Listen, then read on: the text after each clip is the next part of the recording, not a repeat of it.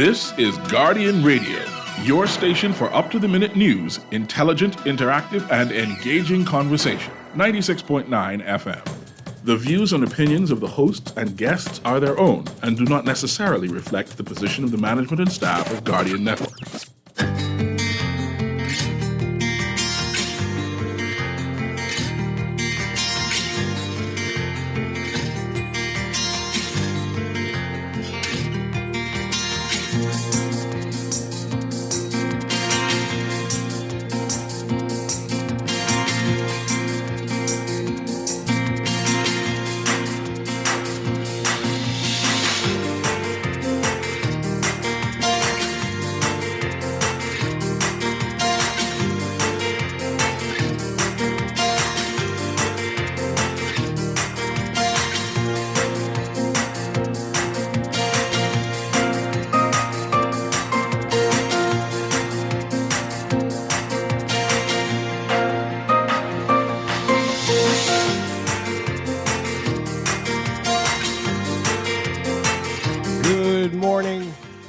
Investigating another murder in New Providence. A bill to create an autonomous body to oversee Parliament as an uproar in the House. Debate ends after opposition leader pressing the government over the Keith Bell controversy. It's all straight ahead this morning. I'm Dwight Strachan, and this is Morning Blend. Wake up, it's a new day. Wake up, it's a new day. It's the start of a new way. You know that it's here. It's the start of the end of the old way. Revolution. Wake up, it's a new day. Wake up, it's a new day.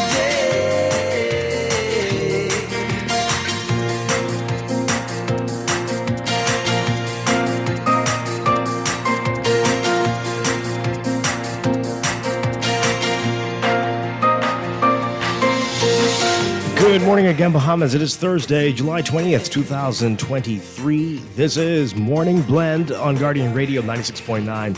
Again, I'm Dwight Strachan. In a moment, Chester Robards will be joining us, filling in for Laverne Gardner. Also this morning, we're going to be talking with the Acting Director of Education. It's just over a month and a bit to go before schools open for the fall. We'll talk about the state of education and the readiness of schools and more. That's coming up, and that'll extend into business as well as we talk about whether our students are ready for the working world and whether the education system is preparing them in the best way. That's all coming up. But first, it's time for the overnight, the latest breaking news from while we're sleeping, and the top national and international headlines this morning.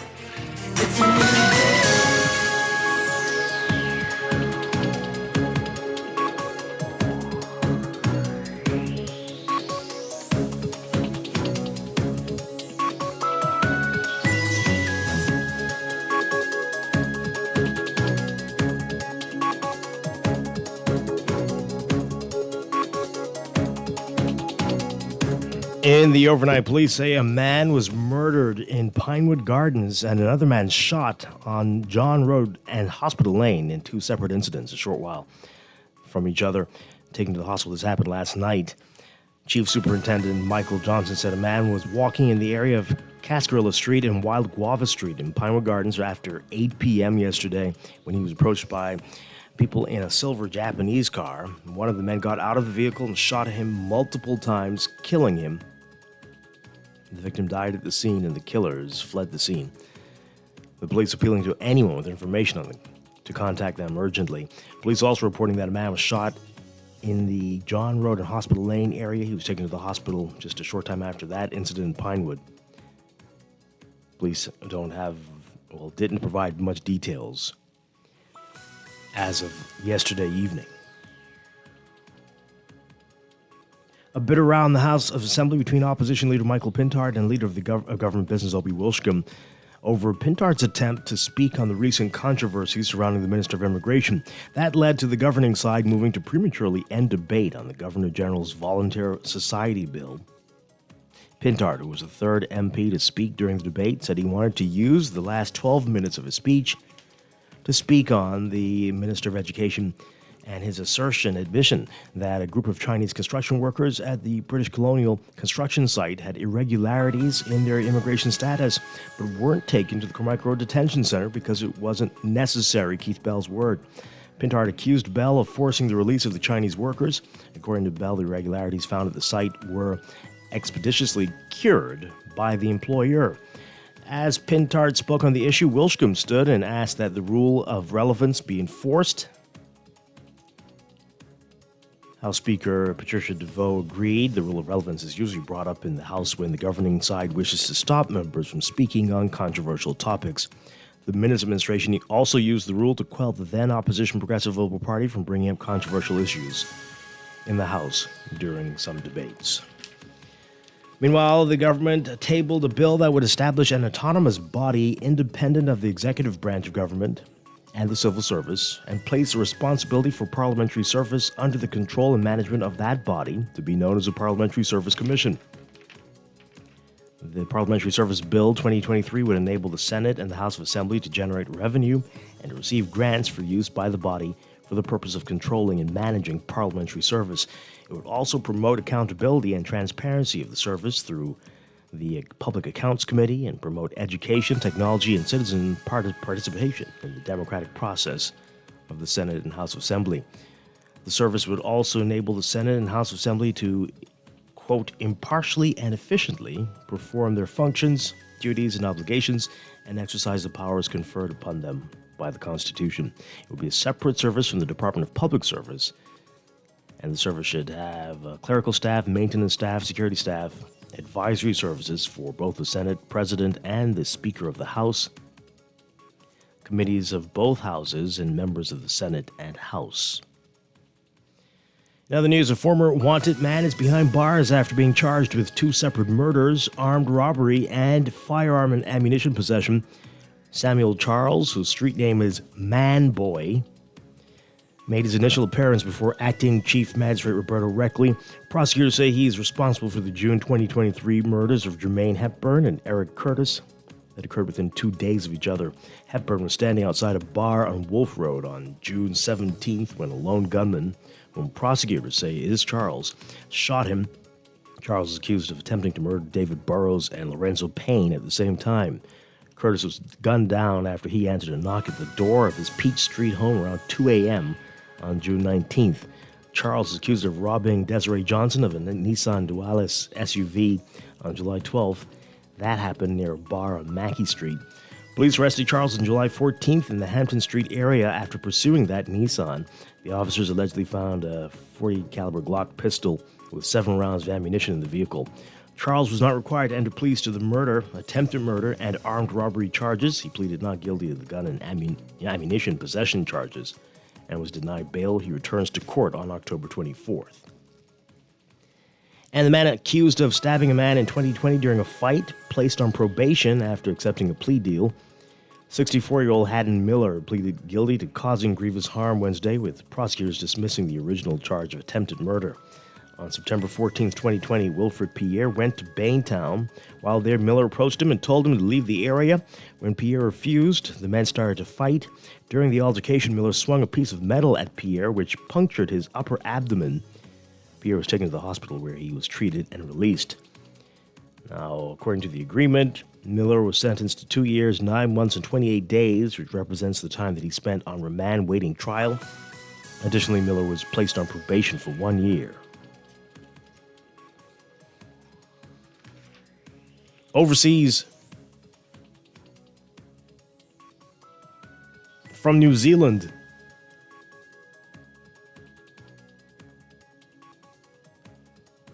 a man stormed a high-rise construction site in downtown Auckland early today, shooting at terrified workers and killing 2 people hours before New Zealand planned to host the first game of the FIFA Women's World Cup tournament. The gunman was found dead after a police shootout, during which an officer was shot and wounded. 4 civilians were also injured. The shooting happened near hotels where Team Norway and other soccer teams have been staying. New Zealand Prime Minister Chris Hipkins said the tournament would go ahead as scheduled. Police said there would be heightened security at the tournament's opening game to help reassure fans. And FIFA said a minute of silence would be observed before each of the two opening games. The shooting jarred New Zealand, where active shooter incidents are rare, leading the country's main news websites and broadcasts. Hipkins said the man was armed with a shotgun, adding that police arrived within minutes of the first emergency call and ran into harm's way to save lives. The police commissioner said the gunman was 24 years old and had previously worked at the building site. His motive appeared to be connected to his work there. The man's identity or the identification, his family identified and a history of violence and was serving a sentence of home detention, but an exemption to work had been obtained at the site.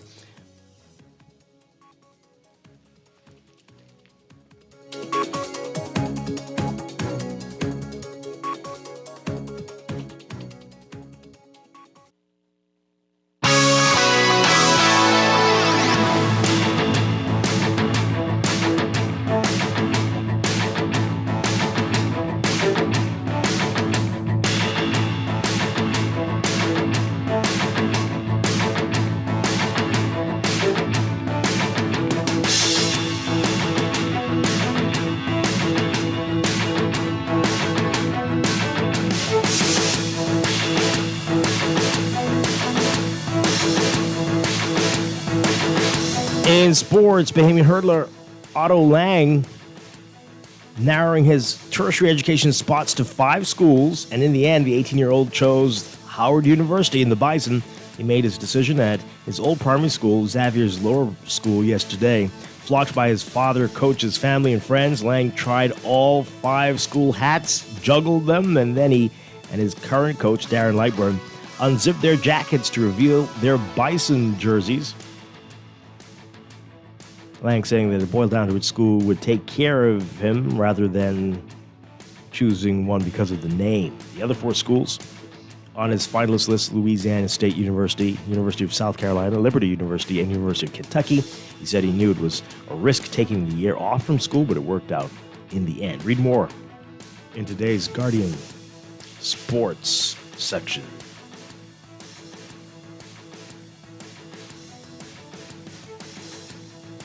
And the Bombers are preparing to compete in the 11 Under Pony League World Series, scheduled to take place July 20th through 25th in Chesterfield, Virginia. The baseball team is comprised of players from the Junior Baseball League of Nassau, Freedom Farm Baseball League, and the Grand Bahama Little League. The team is managed by Javier Bowe and coached by James Clark and Jaden Cartwright.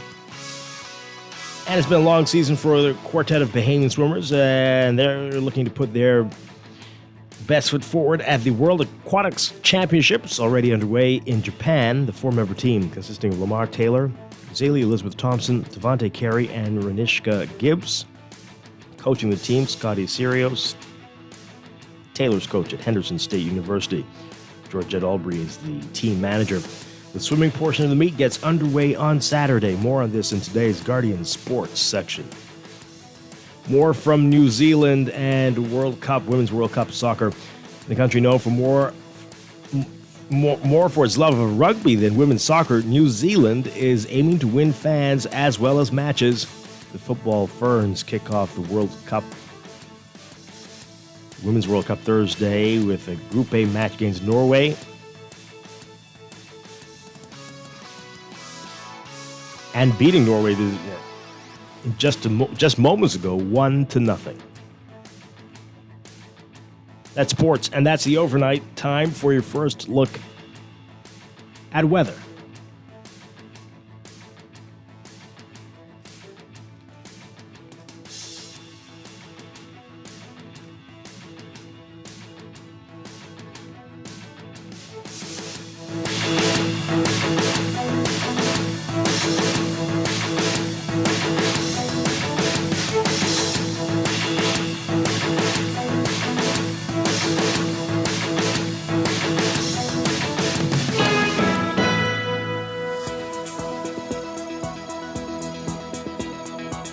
Your first look at weather brought to you by Nescafe Coffee. We've got multi-layered ridging that's going to dominate weather across the islands, generating moderate to strong breezes while bringing fair weather and high temperatures. Meanwhile, a thick plume of Saharan dust will continue to spread throughout the country today, producing hazy and milky skies while minimizing chances of rain throughout the weekend. Beachgoers in the central and southeast Bahamas should be alert for rip currents along east coast and south coast beaches, and everybody's being advised to remain hydrated and avoid prolonged sun exposure, especially during peak sunshine hours, as heat indices again will be in the triple digits. And people with respiratory issues and allergies should take extra precaution because of that presence of Saharan dust. So again, a lot happening weather-wise. Today, your forecast for the northwest Bahamas: partly sunny, hot and a bit hazy, with an isolated shower or thunderstorm possible, turning fair and warm tonight. Expect gusty winds and higher seas in or near heavy showers and thunderstorms. Winds southeasterly at 10 to 15 knots, seas 2 to 4 feet. For the central and southeast Bahamas, mostly sunny, hot, breezy, and hazy, with a slight chance of a quick passing shower or two, becoming fair and warm tonight. For boaters, small craft caution remains in effect for the central Bahamas, small craft advisory in effect for the southeastern islands. Winds southeasterly at 15 to 20 knots in the central islands, east to southeast at 15 to 25 knots in the southeast Bahamas. Seas 4 to 6 feet in the central islands, but building to 5 to 8 feet in the southeast Bahamas. Temperature-wise, right now, it's about 84, 85 degrees, mostly cloudy skies in Nassau.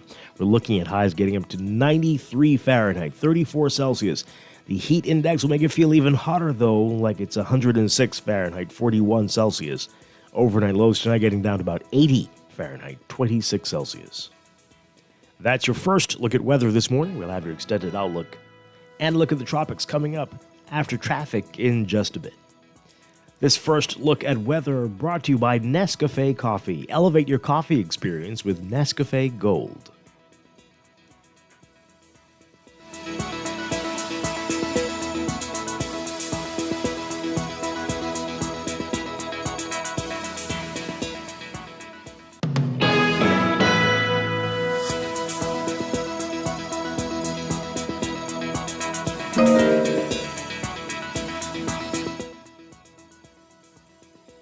It's time for a break, but when we come back, we're discussing the day's top stories right here on Morning Blend on Guardian Radio 96.9, your home for fresh news and smart talk all day.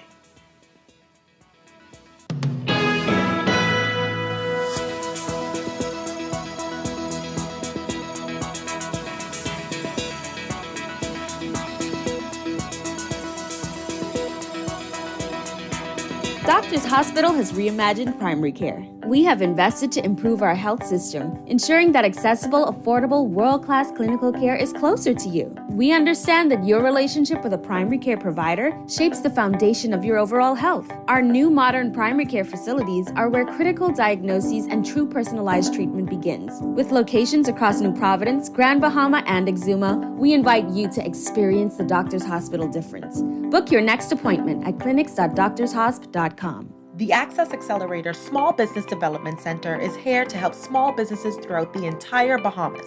To better serve you, we've made it easier to contact us.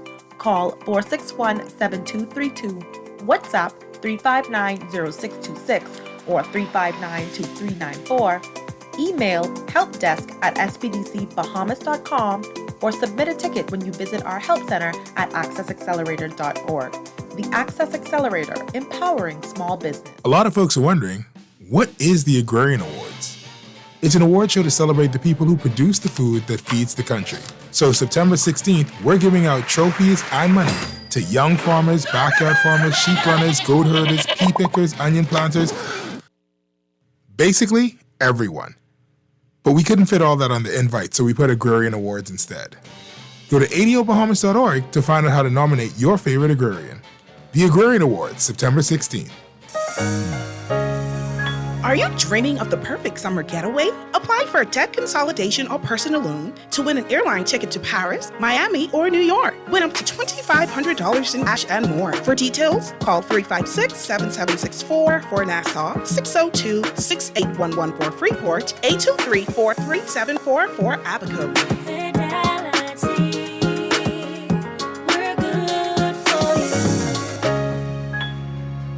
This is Guardian Radio 96.9 FM.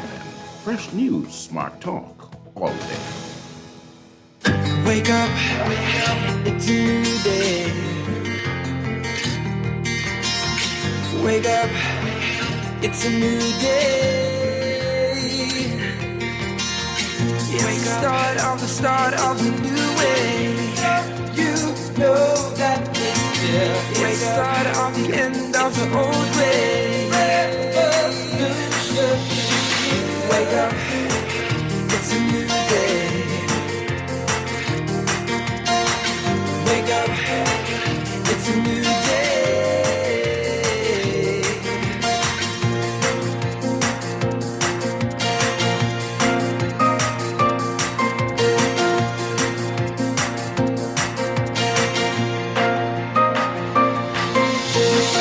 Wake up, it's a new day. Welcome back to Morning Blend here on Guardian Radio 96.9. Dwight Strachan with you.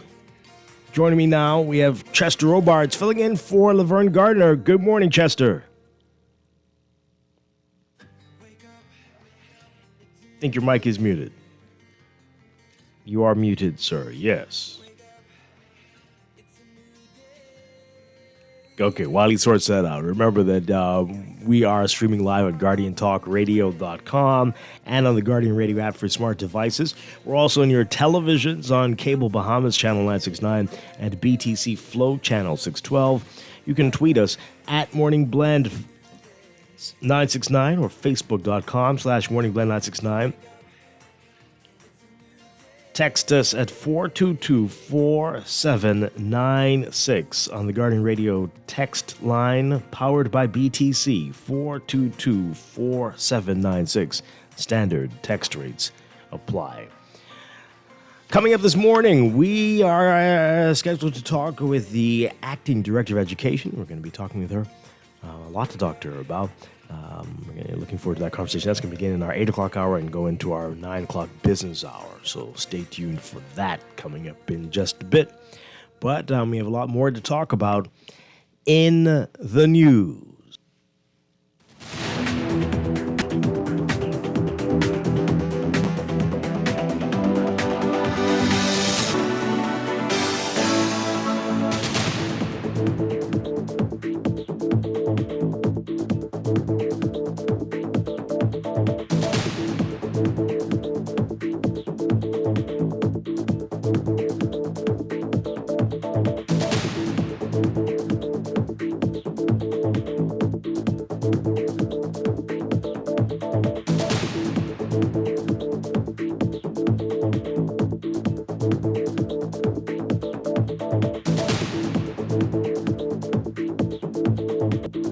And in the news, we're going to get Chester sorted out. He'll join us in a second. Just want to say you've got to pick up today's NASA Guardian. In the religion section, there's a wonderful tribute to an amazing person, Vanessa Clark.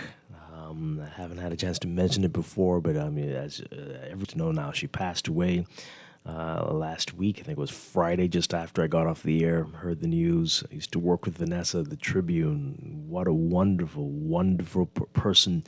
And, it's lost someone very special. We've lost someone very special. And may she rest in peace. Chester, welcome. Yes. Did you get to work with her? Yeah, I met her a few times.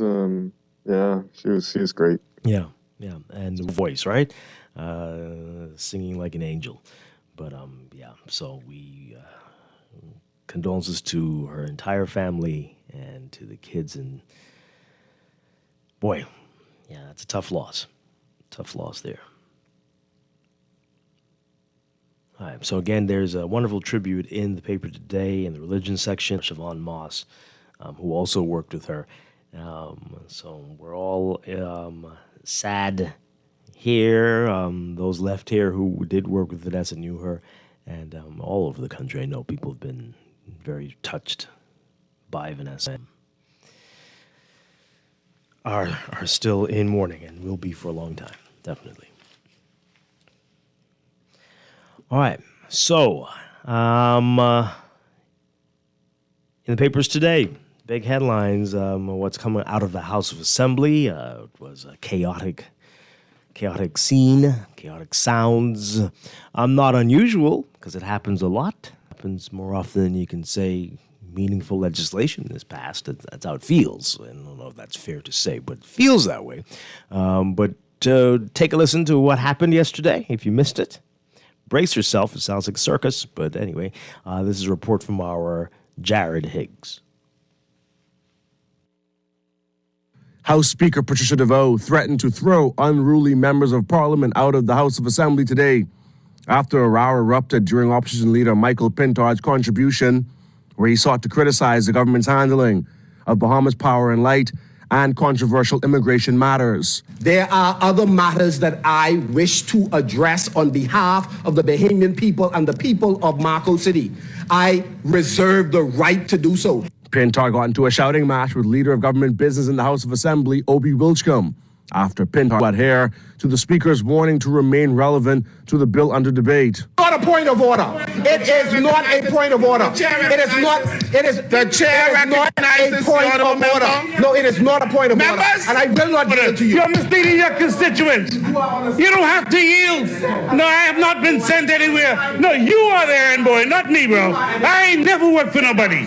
After he voiced his support for the Governor General's Volunteer Society bill, Pintard then highlighted Minister of Immigration Keith Bell's admission yesterday that a group of Chinese construction workers at the British Colonial Hilton construction site had irregularities in their immigration status, but weren't taken to the Carmichael Road Detention Center because it was, quote, unnecessary.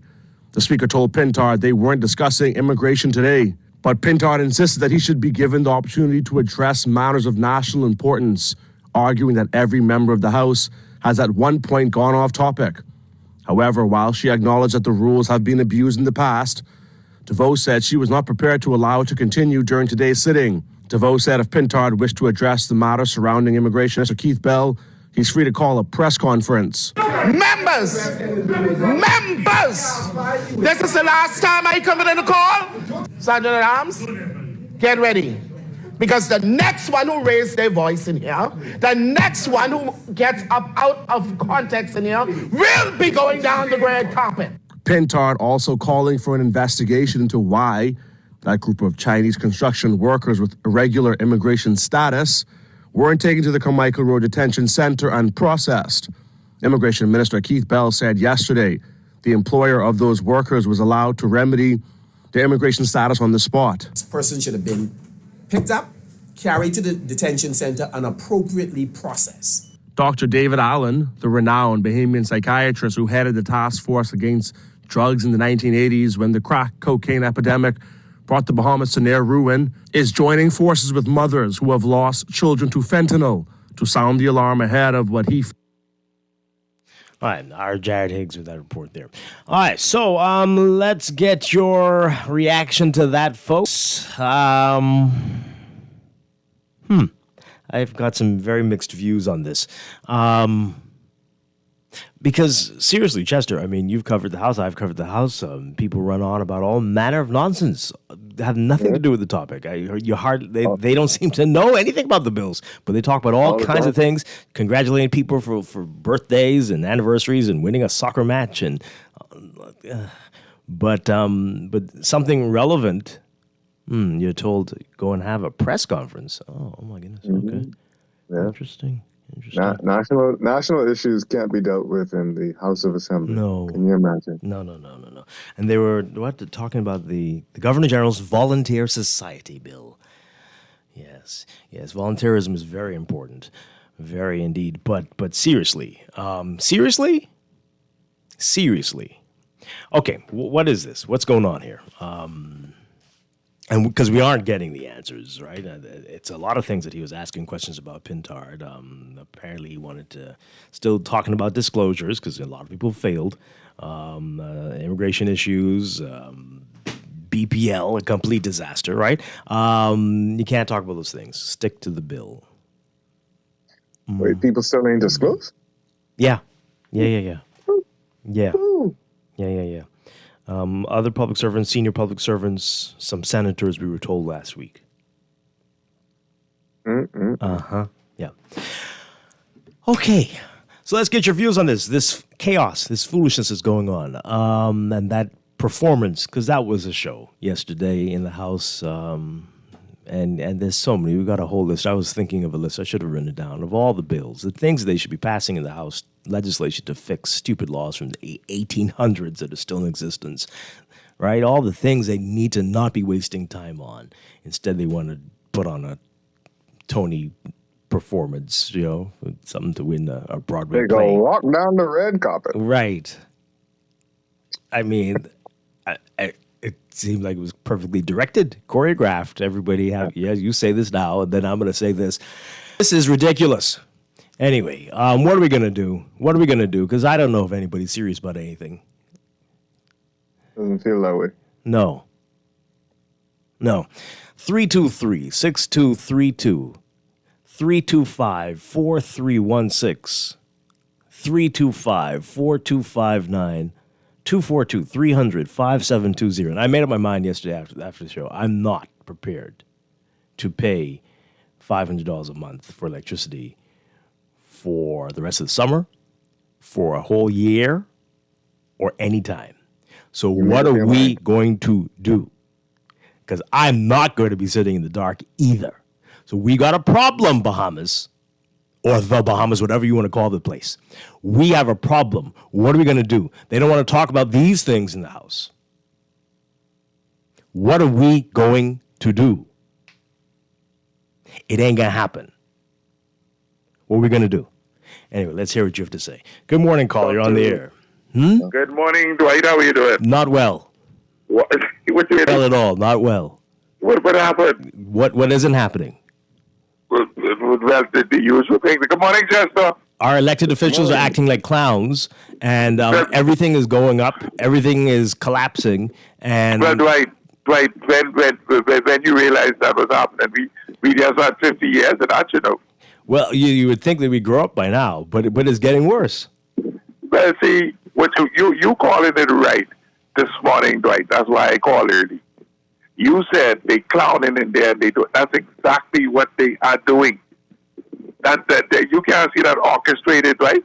Obi Rich can get. You ever hear Obi Rich shout and carry on like that? I have, but still, this wasn't necessary at all. That is orchestrated. You notice, even though Pindad is a part of this. See, I ain't letting that fool me, right? Not in this second 50 year. Even though Pindad was saying what he was saying, that was orchestrated. You understand me? That is a distraction, because you notice every time somebody hit a hot button issue, like the Kill issue that's way up in the air, you see how they try to distract from that? Ridiculous. Because it is not unusual, right? That people on their feet, Pindad at 12 more minutes on their feet, straight off into another day. That's not unusual. That's all they ever do. Not exactly. So all that is a distraction, because Pindad brought back to keep the hot button, keep that issue man. Right? I mean, what 12 more minutes would you say about the Governor General's Volunteer Society bill? What more? You understand what I'm saying? He had already made his contribution towards that. That was a distraction, because he was bringing back light, shedding light on something that could potentially damage the Progressive Liberal Party and the Brave Davis administration. Thanks for taking my call. Yeah. Unless it was volunteering to get these BPL bills down, I don't know what else there is to say. Okay. 323-6232. 325-4316. 325-4259. Call us toll free. 242-300-5720. Tweet us, Facebook us, text us 4796. Or to do something about the murderers out on bail who are killing people and getting killed. Right? They're not talking about that. Have a press conference? I guess. Regarding the BPL bill situation, you got to talk to Adrian White, because remember he said he can't pay his bill. Oh, he said that? Why can't he? Because it's too expensive. Oh, well, he's not able, as in financially able? That seems to be what he was saying. Well, I think that we're all in that position. Mm-hmm. So what are we going to do? That's what I'm saying. What are we going to do? Adrian White, let us know. He's in the House. He's in the House, and he got some power. So maybe you could start with him. Does he have power? He's on the other side. In the House? Need some power in They there shut you somewhere? down and tell you to go outside and have a press conference. So, I mean, I don't know what he can do. Okay. But he can come on the show. We can talk some more and form an action plan on what we're going to do because it's not going to happen. I will find a way to... He's also a lawyer, so maybe you could talk to him about this. The class action lawsuit we need to do. Class action lawsuit, against the government. His party will be involved in the suit too, though. We've got to sue them too. But anyway, all right. Some of your text messages. Is this for today? Keith Bell appears to have an issue with his character. Why is this coming up here like this? Why? Okay, yeah. Let's move on. The speaker is not there to control members. That word is offensive to me. Control. The speaker is there to protect the rights of members and to chair proceedings. I want to hear from Halson Moultrie. Why? What? Before the last elections, Moultrie and McAlpine were hot tickets, and now the media doesn't care for their views. Who told you that? Who told you that? Okay. Although, did Obi Wishcombe say he never worked for anyone? That's what he said. I thought that was funny. Did Obi Wishcombe ever explain what happened to the 60,000? Was it 60,000 for that tourism? I think it was some words are missing here. But it was a festival. Remember that festival that went? That didn't happen. This person says it's called deflection. Yeah. Dwight and Chester, this is exactly why the foreign nationals all have us for conks. They are fully aware of the corruption in the government and the fact that they can just pay off some of these people when found breaking the laws of the country. The speaker needs to go find some decorum. I say no more because you won't read my text. What? Okay. You say you don't know if anyone's serious, but come election, see the number of clowns lined up to vote for these jokers. Oh, yeah, that's what I'm saying. No one is serious. No one. Because everybody has selective amnesia, right? And they'll be out there at a rally in all the colors, driving up and down, and then get hit with a $10,000 bill per month. Oh, 600,000. Was it 600? Yeah, it was a big fest. You remember that? A festival was supposed to happen and never happened, and that was that. And not the one with Exuma. Not that one. Fire? Another one. No, not that one. I vaguely remember that. Yeah. Another one. That speaker is out of order. I think she needs to be evaluated because if she's a speaker, she can use her power and not her voice in anger. Okay, this is getting personal. These messages. With all of the concerns going on in immigration, why would the government side be so reluctant to have a complete debate on it? Why indeed? Why indeed? Morning, guys. BPL, there needs to be a national call for a march to show the government that we, the people, are seriously not going to take it. If only people would come together on this issue, maybe the numbers will prove the government that they are in jeopardy of easily losing the next election. Well, they got to do something because this could be a problem. This could be a problem. A year of this? Anyway, I meant, what's this now? Pay no attention to the man behind the curtain. That Animal Farm stunt yesterday was just that. Speaker of the House making low noise but doing nothing. F&M can't get the PAC to do anything but selectively playing defender of the people. The PLP deflects and stalls until we forget. And poor Mutta raising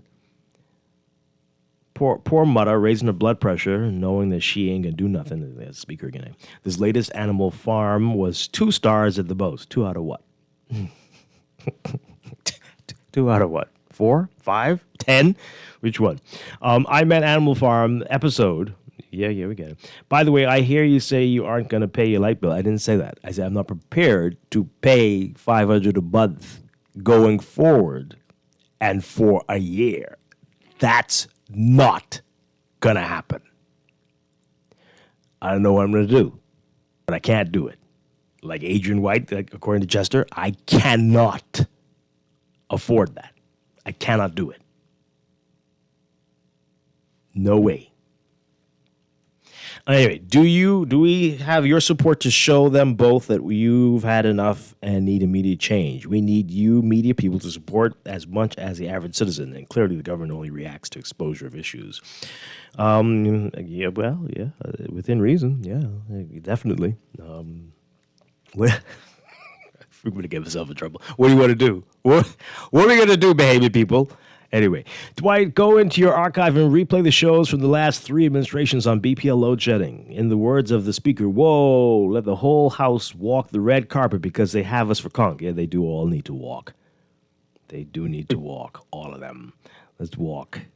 And then, I don't know why, a scene from Game of Thrones is coming to mind, but no, don't do that. And it was chaotic in the House Assembly. These men and women sounded terrible. The Speaker of the House sounded like an angry mother talking to her naughty little boy children. Mm-hmm. Yeah. 600,000 for that. Yeah, okay. We all need to not pay our bills until they fix BPL properly. They can't turn everyone off. You sure? I think they could. They would like that. The PLP and the FNM are the problem for this BPL problem. The two of them should sit themselves down. All right, let's take these calls and we'll get back to the messages. Good morning. You're on the air. Good morning, caller. You're on the air. Are you there? Yes, I am. Okay, hi. Yes. Good morning, Dwight. Good morning, Chester, Seattle, and Johnson. Dwight, do you remember a couple hours ago, maybe yesterday, 2 days ago, that BPL does turn everybody off? It's called blackout, load shedding. Right. They do it already, right? Yeah. Yes. Mm-hmm. Dwight, I'm very concerned, right, with the behavior of the speaker yesterday, because in the rule of relevance, it's the fact that you should contribute to what you have to contribute. And at the remaining time that you have, you are allowed to address certain particulars that happens within the community and otherwise. I find it pretty amazing that two of the greatest issues that face our country, one of immigration and one of energy, was not allowed to be addressed. He simply was making a contribution. The government could choose to answer it or ignore it, as they principally do. I'm very concerned that the PLP is becoming exactly what they criticized the former administration about, instead of blocking and not allowing dialogue to happen and representing the House. I'm pretty surprised, but then again, I guess the people of West End will maybe agree that OVBs can maybe never work for anybody. But let's look at the energy crisis, Dwight. You're talking about your light bill. Are you going to pay? Are you still eating, Dwight? I may not be able to, but I could lose some weight. So okay, I'm simply saying this because the energy bill that is experiencing by you is being experienced by businesses, is being experienced by hotels, individuals, other places are talking about their bills doubling too for their businesses and their hotels and small business environment. The energy crisis is the future that we have to have a conversation about. And so the government of the Bahamas, and I think that's an opportune time for the questions to be asked and an answer to be presented. This is not something that just started, Dwight. This goes back months and months ago to the beginning of the year with the failure of the Progressive Liberal Party to do the fuel hedging and not having a strategy to negate whatever it is that is coming towards us. Because clearly, given the 6 months opportunity lead in, the government of the Bahamas should have been able to have a plan and a strategy for what is happening. What is being continuously displayed in the Bahamas is that we have no leadership vision for the 21st century that's being expressed. And, yes, you have third parties says, give me a chance at failing. I won't fail as bad as they do. What we need is implementable strategies for the building of the Bahamas moving into. Just let me entertain this. The third question I would like Mr. Pentard to have asked, and I think he still can, we want answers on immigration, not just what Keith Bell did, but we want to have an accountability across the immigration department with the involvement of technology. We want answers for energy, but we now want answers on our natural resources. No one has spoke about the rare fact that the seagrass have another determined value of $150 billion per year. And that's a question that the government itself can answer. It's been, a week or two that no one can say, yes, it's true, no, it's not true. Remember, the seagrass was the signature thing of the prime minister, and then somebody comes and says, no, it isn't a few $1 million, it's a few $1 billion, and no one says anything about it. So if it has that value, it tells us that we have the resources to stop pretending about BPL and fix the energy crisis facing this country, because if we don't fix energy, then we will be accelerated to a third world country. Thank you so much. Okay. All right. Thanks a lot. Yeah, that stuff. I think everybody needs to just face the facts. Let's just talk. Chester, I mean, I don't know if you see it. You think it's going to be the savior for anybody around here? For the average individual? The average person? The seagrass? Yeah. Any of this stuff. Carbon credits, is that going to help you? Is that going to really reduce your bills in any way, shape, or form? I feel like carbon credits, this is just my opinion, I feel like carbon credits might come and go like the wind. Mm-hmm. The idea of them, the relevance of them, I'm afraid that before we could even take advantage of them, it's just people are gonna be like, what is this? They really don't. Do not pin your hopes on this stuff, folks. Yeah, I don't know. There are other things the government can do, yes. There are other things the government can do, and I don't see them doing it. But, yeah. And this. It's worked in other places. I guess they were first out, Did it trickle down to the average person in the country, though? Well, that I don't know.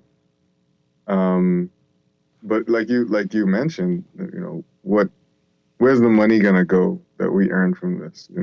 What is the plan gonna be for it? That's the important part. Mm-hmm. Yeah. A few more. Let's take that call and then we'll get to these messages. Good morning, caller. You're on the air. Yes, good morning, Dwight, and good morning, Chester. I hope you're doing well. Hi, yes, good morning. Dwight, your co-host on Monday, Tate, has this saying that, every 5 years we are promised by these political parties that, you give us an chance and, we will make it better. And we keep on doing the same thing over and over and over again, and we are expecting a new day, a difference. I really thought that this would have been a new day for politics in the Bahamas, a new day for transparency, that, the Davis administration would have said, yes, it was done this way in the past, but it's a new day now. Things are different now. It's different now. But it's the same old. Mm-hmm. It's the same old, the same old corruption. And, to Dwight, it's just sickening. Alfred Gray made a statement several years ago. He said that, once Bahamians are working, then they don't really care what the government does. And I think that's what politicians believe, Mm-hmm. That, once we can provide jobs for our citizens, we're working, we can pay our bills, we can go to Miami and do whatever we want to do, then, the government can do whatever they want to do. They can decide who gets what contracts, and they don't have to answer.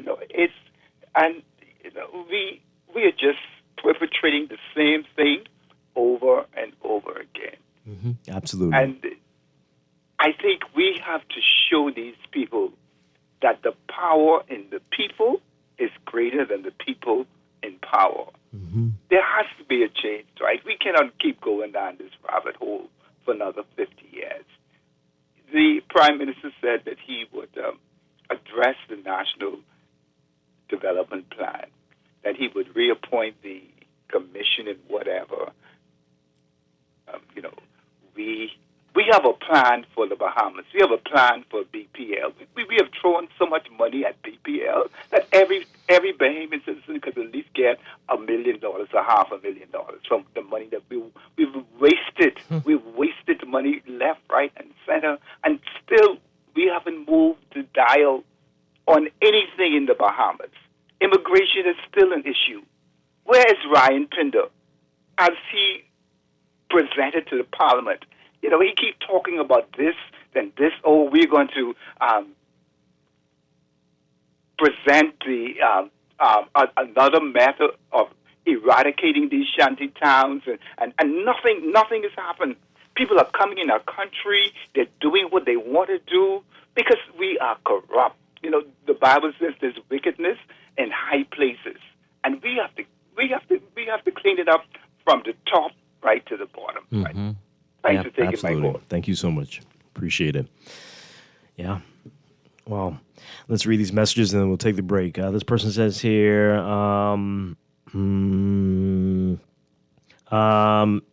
Obi and all government side all want to talk to persons like they from the ghetto, including the PLP chairman. Huh? Okay.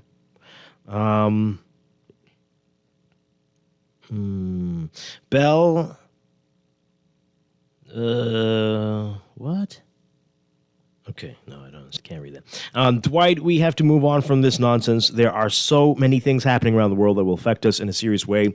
For example, what about the CBDC is a digital national currency? What now? In the case of the United States, our digital currency is a sand dollar. When are they going to take away paper money? Who? What? Who? When's who going to take away? Why would you want them to, or you're saying that somebody's what's happening? Okay, BPL doing us right in every year. It's the same foolishness. Yes. Both members should have asked her who the heck she's talking to. Well, they'd be sent outside or sent into the corner or get spanked. You don't want... No, they can't do that. No. The whole country needs to go on Bay Street and do a France, oh Lord, to wake up these tight suit politicians. I'm ready. I'm done. Whoa. Okay. Why can't the PLP install LNG plants? LNG is cheaper fuel source. Didn't... Okay. Been around and being used for decades now. Ask Alan Johnson. I think the government should dismiss the study that says the Bahamas seagrass is worth $150 billion per year, and the value of our other resources, as pronounced by Minister Von Mill in the House of Assembly in the 2023-2024 budget debate. Okay. The last caller is on point. Better in the Bahamas for people in power only. Okay. What's going to happen when, or if you have a repeat win for a government and these people have 10 years of famine, the ones looking forward to the rollover of the government? You think that'll change things now? I almost want to see it, number one. Two, I don't know if it's possible based on things that are happening, but just the way we do things, you know. And I actually think this might be a game now. I think they're like, okay, let's do this. 5 years for us, 5 years for you, 5 years for us. So we even it out. Everybody gets a little piece. They can we come back, right? So you won't get too skitty, right? You won't get too skitty. I won't get too fat, and then we could reverse it. And I could go to the gym. I'll have time, and then I'll come back, and then we'll get fat again. You know what I mean? That's how it seems to be going. The same people come back. You thought they would move to the moon or Mars, and they come back. I'm running again. Like, what?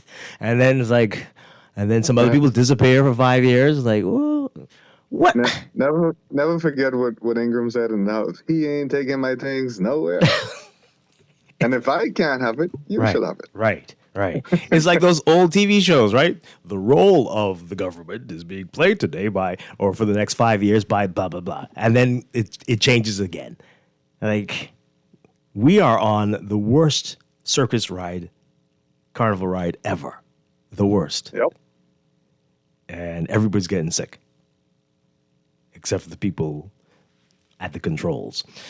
We got to take a break, folks. Boy, oh boy, this will lead us into the news. When we come back, we're going to be talking with the acting director of education. If there's any plan with the education system to get us off this ride. And a lot more. This is Morning Blend on a demotivating Thursday on Guardian Radio 96.9. Stay with us.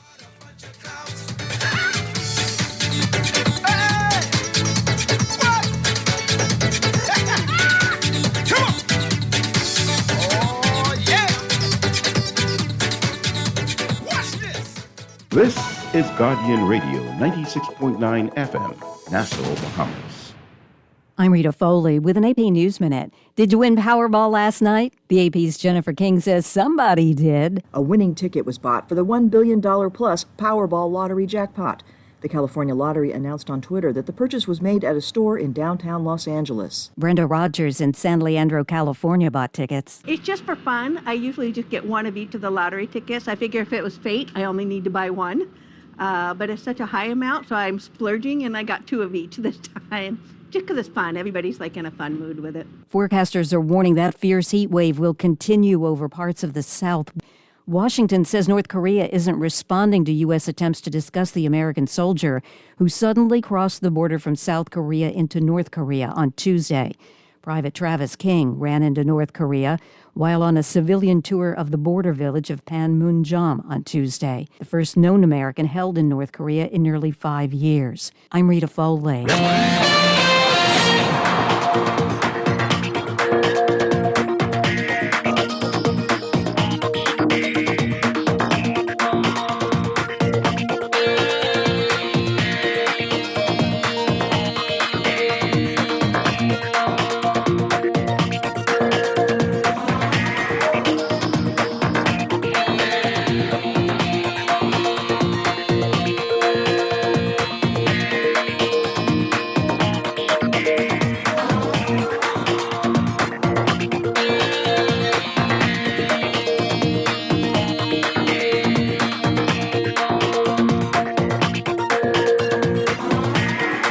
It's time for your first good traffic for the morning, brought to you by Getting Gear with an RBC Auto Loan.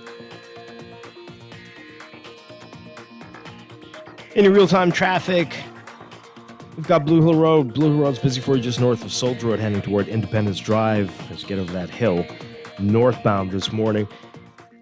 Elsewhere, Tawny Williams Darling Highway, some building traffic as you approach the roundabout with Milo Butler Highway, that's westbound.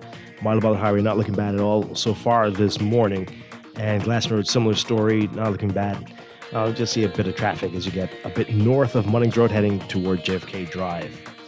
Elsewhere, manageable. There is some paving work going on. We don't get many notifications from the Ministry of Works about it. We'll have some details, though, coming up in our next traffic report. That is your Morning Blend traffic, brought to you by RBC. Visit rbc.com/Caribbean/gear up for an RBC Auto Loan.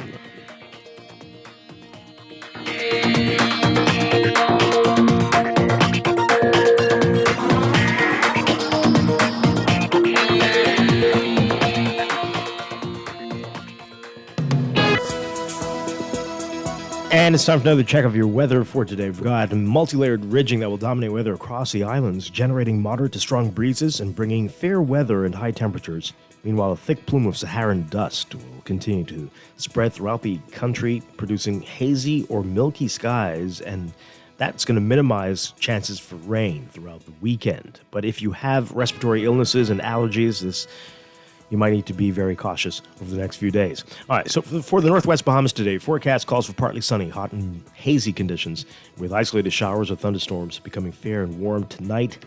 For the Central and Southeast Bahamas, mostly sunny, hot, breezy, and hazy with a slight chance of a quick passing shower or two, becoming fair and warm tonight.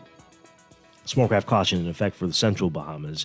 Smallcraft advisory for the Southeastern Islands. Another hot day in store. Highs getting up to around 93 Fahrenheit, 34 Celsius. But the heat index will make you feel like it's 106 Fahrenheit, 41 Celsius.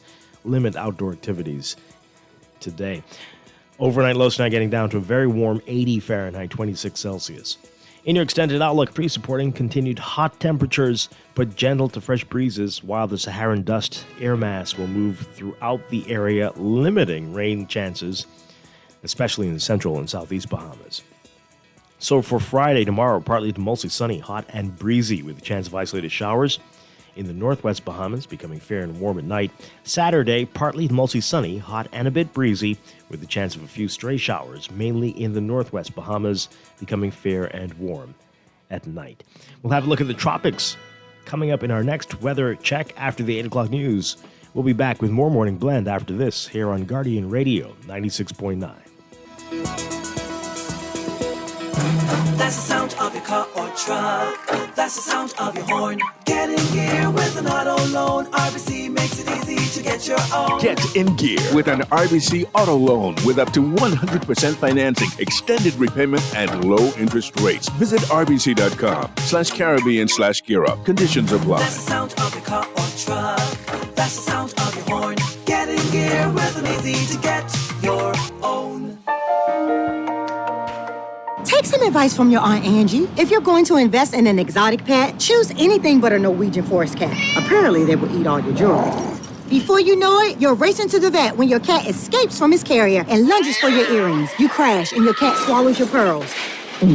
But if you're smart, you'll have CG Motor Insurance and get the best comprehensive coverage for the price.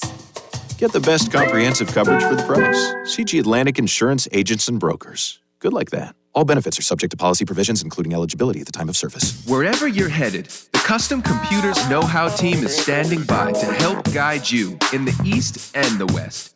We now have 2 convenient locations on Patton Street in Palmdale and our newest store in the Caves Village Shopping Plaza through the Blake Road entrance.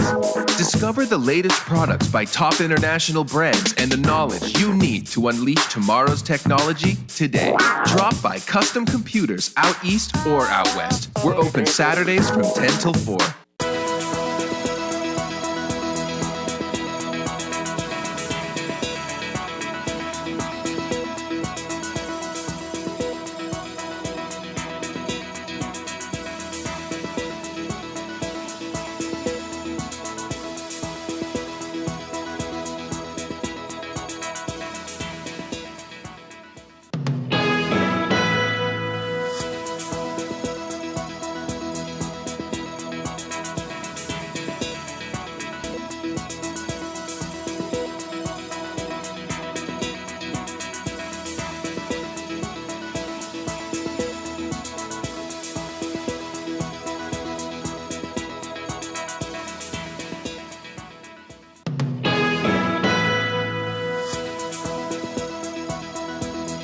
Welcome back to Morning Blend on Guardian Radio 96.9. We are streaming live on GuardianTalkRadio.com and on the Guardian Radio app for smart devices. We're also on your televisions on Cable Bahamas Channel 969 and BTC Flow Channel 612. You can tweet us at MorningBlend969 or Facebook.com/MorningBlend969.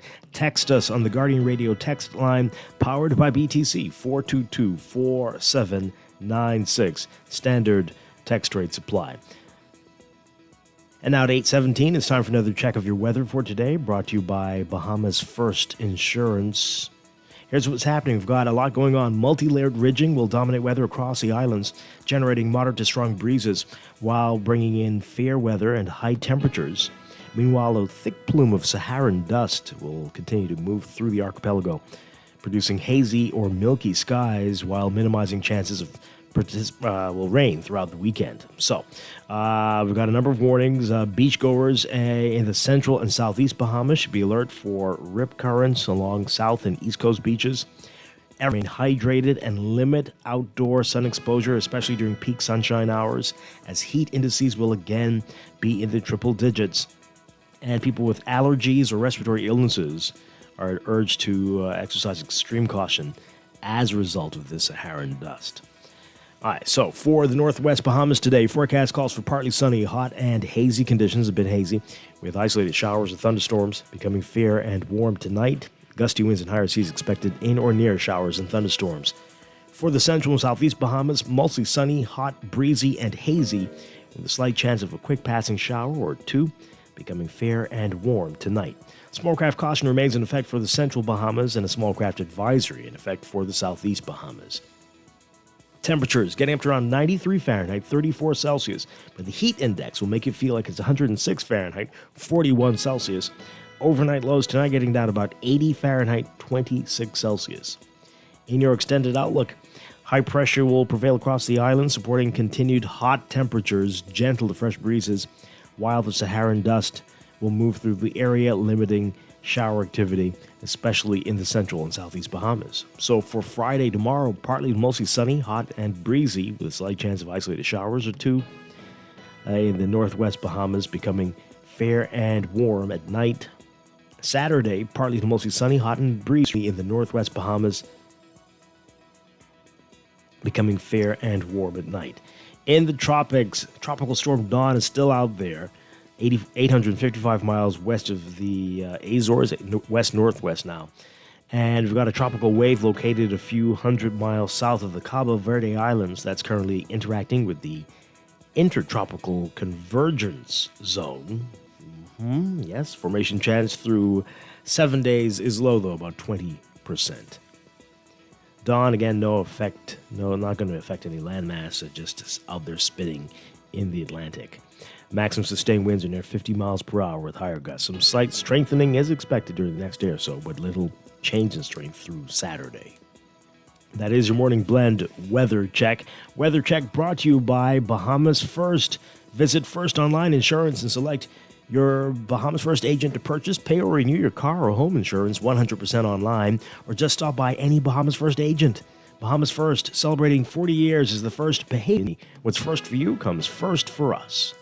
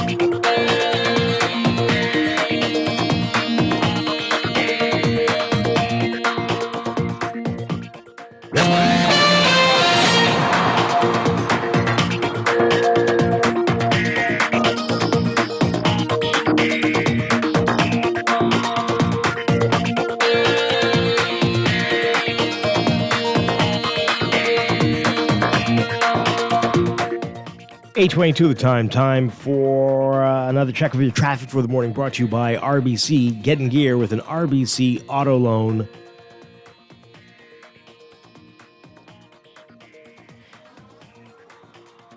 In your real-time traffic, some heavy traffic there westbound toward Milo Butler Highway. Traffic backed up quite a bit, much heavier than usual. And in fact, that's where the traffic is, not so much on the Milo Butler side. It's getting busier on Milo Butler, but it's manageable. As you get north of Harold Pond, you get into slower moving traffic. But it's the Tonic Williams Darling Highway side that is seeing the issues this morning. Keep that in mind if you are there. Over in Gladstone Road, looking pretty good for you, just until you get to Munnings Road, and then it gets busy northbound to JFK Drive. Carmichael, some building traffic eastbound toward Blue Hill Road, but not looking bad at all. And Blue Hill Road just a bit busier as you get over that hill, or attempt to, approaching Independence Drive and the roundabout there. Elsewhere, really not much to talk about. It's manageable. Probably just a few more weeks of this before school reopens, so keep that in mind. That's your real-time traffic and your morning blend traffic alert. Again, there's some getting the schedules yet from the Ministry of Works. Hopefully we can remedy that shortly, but keep that in mind. So there are some detours and some closures, and some lane closures definitely throughout New Providence. But that is your real-time traffic and your morning blend traffic alert, brought to you by RBC. Visit rbc.com/Caribbean/gear up for an RBC auto loan.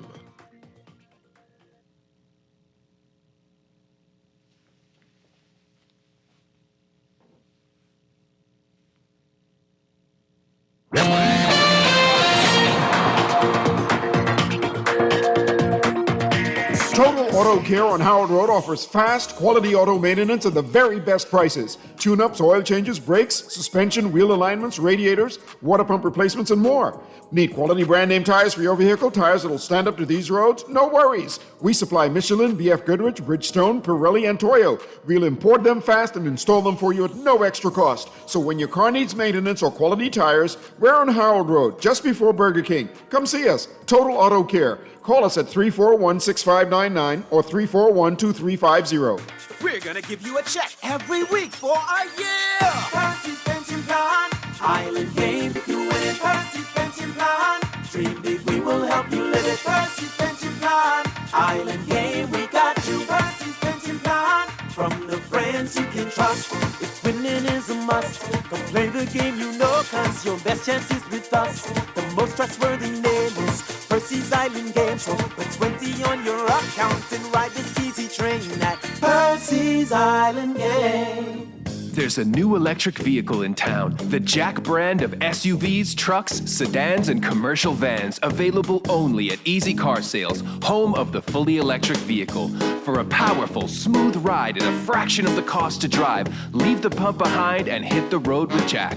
Visit easy242.com to see our brand new Jack models and drop into Easy Car Sales for a test drive. It'll have you singing.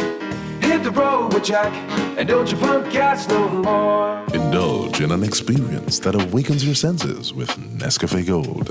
Premium Arabica coffee beans, carefully selected, roasted to perfection, and finely ground, resulting in a unique and unmatched flavor and aroma that captivates the senses. Enticing aroma, smooth taste. Elevate your coffee experience with Nescafe Gold. Summer your way with Scotiabank. Apply for a Scotia Plan loan this summer and open the doors to your dream destination, the perfect home renovation, or prep for back to school, and so much more. Enjoy competitive rates, flexible loan terms, and no payments for up to 2 months. Use your plan loan, Scotia Plan loan today, and have summer your way with Scotiabank. Visit bs.scotiabank.com or call 242-356-1697 for further details. That's the sound of your car or truck. That's the sound of your horn. Get in gear with an auto loan. RBC makes it easy to get your own. Get in gear with an RBC auto loan with up to 100% financing, extended repayment, and low interest rates. Visit rbc.com/Caribbean/gear up. Conditions apply. That's the sound of your car or truck. That's the sound of your horn. Get in gear with an auto loan. RBC makes it easy to get your own.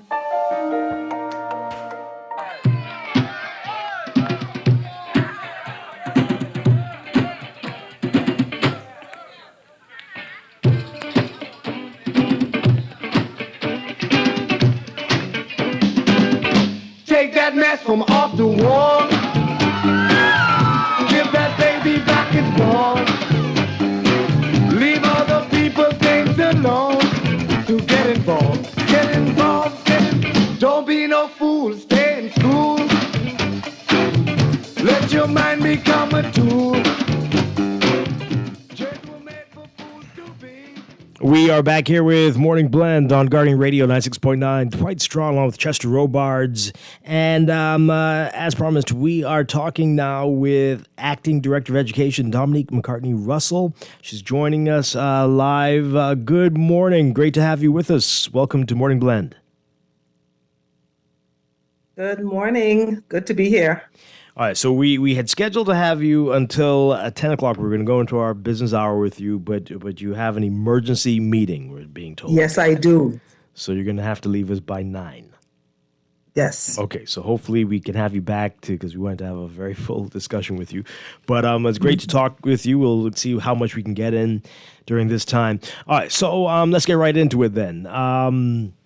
Just give us an understanding of where we are at right now in terms of education in the country. We know we lost at least 2 years with the pandemic, and I know many had been hoping to hear a plan to make up for that time, maybe an extended school year into the summer or extended hours. We did not hear that. Is that not needed? Was that not needed? And is there going to be a way for us to make up for the time that was lost at all? What can you tell us? Well, based on the research, and certainly based on the results of our diagnostic testing. As you are aware, we would have tested all of the children in the public school system just to ascertain, where the real needs are, if there are needs. And then, of course, to provide remediation, personalized learning for those children. And certainly there is a need for personalized learning that is quite targeted. And so you will find that we have instituted the Extended Learning Academy in the summer. That's one of our strategies to mitigate some of the issues. We're also seeking to provide pull-out sessions for those children. And we're also seeking to utilize our partnership with civic organizations. They have been supporting us in providing sitting with children in our homework centers and providing support for those children. We wanted to be a little bit more intentional so that the interventions that we seek to apply, that we've already started applying, would be really geared towards ensuring that those children maximize their potential. And so that's the main thrust for us. Yes, we have an extended formal education, but we have allowed for intervention opportunities during the summer. Then, of course, after school, that will continue, and pull-out sessions in the middle of the day. All right. Tell us a little more about that, the Extended Learning Academy. What exactly is that about? Well, what happens, students are given quality educational opportunities, and sometimes the teacher has to reteach or apply another strategy to, just to help the student. But sometimes that does not work. And what we do then is we look at the gains, the lack of gains, and we follow those children. We speak to their parents and we say to them, the child needs greater intervention or targeted support, or what we call an individual education plan. And so we identify those students, they are given letters, and then they attend the Extended Learning Academy during the summer. It's usually between the end of June to the first part of August that we utilize this program. And is it meant to have to attend it, or is it still optional? It is mandatory. It's mandatory because, education is important. It is the way we progress our country. And so we want all of our children to be functionally literate. And it means that we have to provide those opportunities for those students. And so it is mandatory for students to attend. However, there are some who do not attend. Wow. But for the most part, parents are really grateful for the extra support, and they ensure that children are in attendance. Yeah. What happens to those students who don't attend? We have a recovery program. It's a rolling recovery program that allows for that 8 o'clock in the morning to 9, right before school, the formal school starts. And so we have teachers who participate in that as well. Then, of course, we have the after school program. Sometimes students are allowed to repeat on a session or a grade level, depending on, the severity of the needs. And so we do have some repeaters in some of our schools. Now, we don't repeat 2 or 3 or 4 times. We give them maybe 1 year to repeat, and then we would do more of a pull-out where we just target the gaps in learning. Because there are some social implications as well. When a child, for example, may be of a certain age and you keep them back too long, sometimes we have some social issues that come up. And so that's why we would allow them to repeat maybe for a year. But from there, we prefer to do the pull-out to address the gaps. Right. Now, let's talk about those students who fell through the cracks, completely dropped out of the system during the pandemic. We know that there have been programs, the BTVI has some programs, but clearly based on the numbers we were hearing, it's thousands. And that didn't catch everybody. And some of those are out in the workforce or just roaming about now. Let's talk about that and the potential impact that's going to have on education and the future workforce in the country. Yeah, that can have a serious impact, let me tell you. And why this year we have engaged two teachers who will become tracking officers. And what they have to do, they're going to track all of our children. In fact, we're still tracking those ones who would have left school. And we're tracking them because we want them to participate in the BTVI Smart Start program, because that will allow them to, have a second chance. And they need that, because even if they go out into the workforce as is, it's going to be very limited in terms of their skills and what they can do. And so we are assiduously looking for them, calling them, and encouraging them to participate in BTVI and other programs that will allow them to catch up.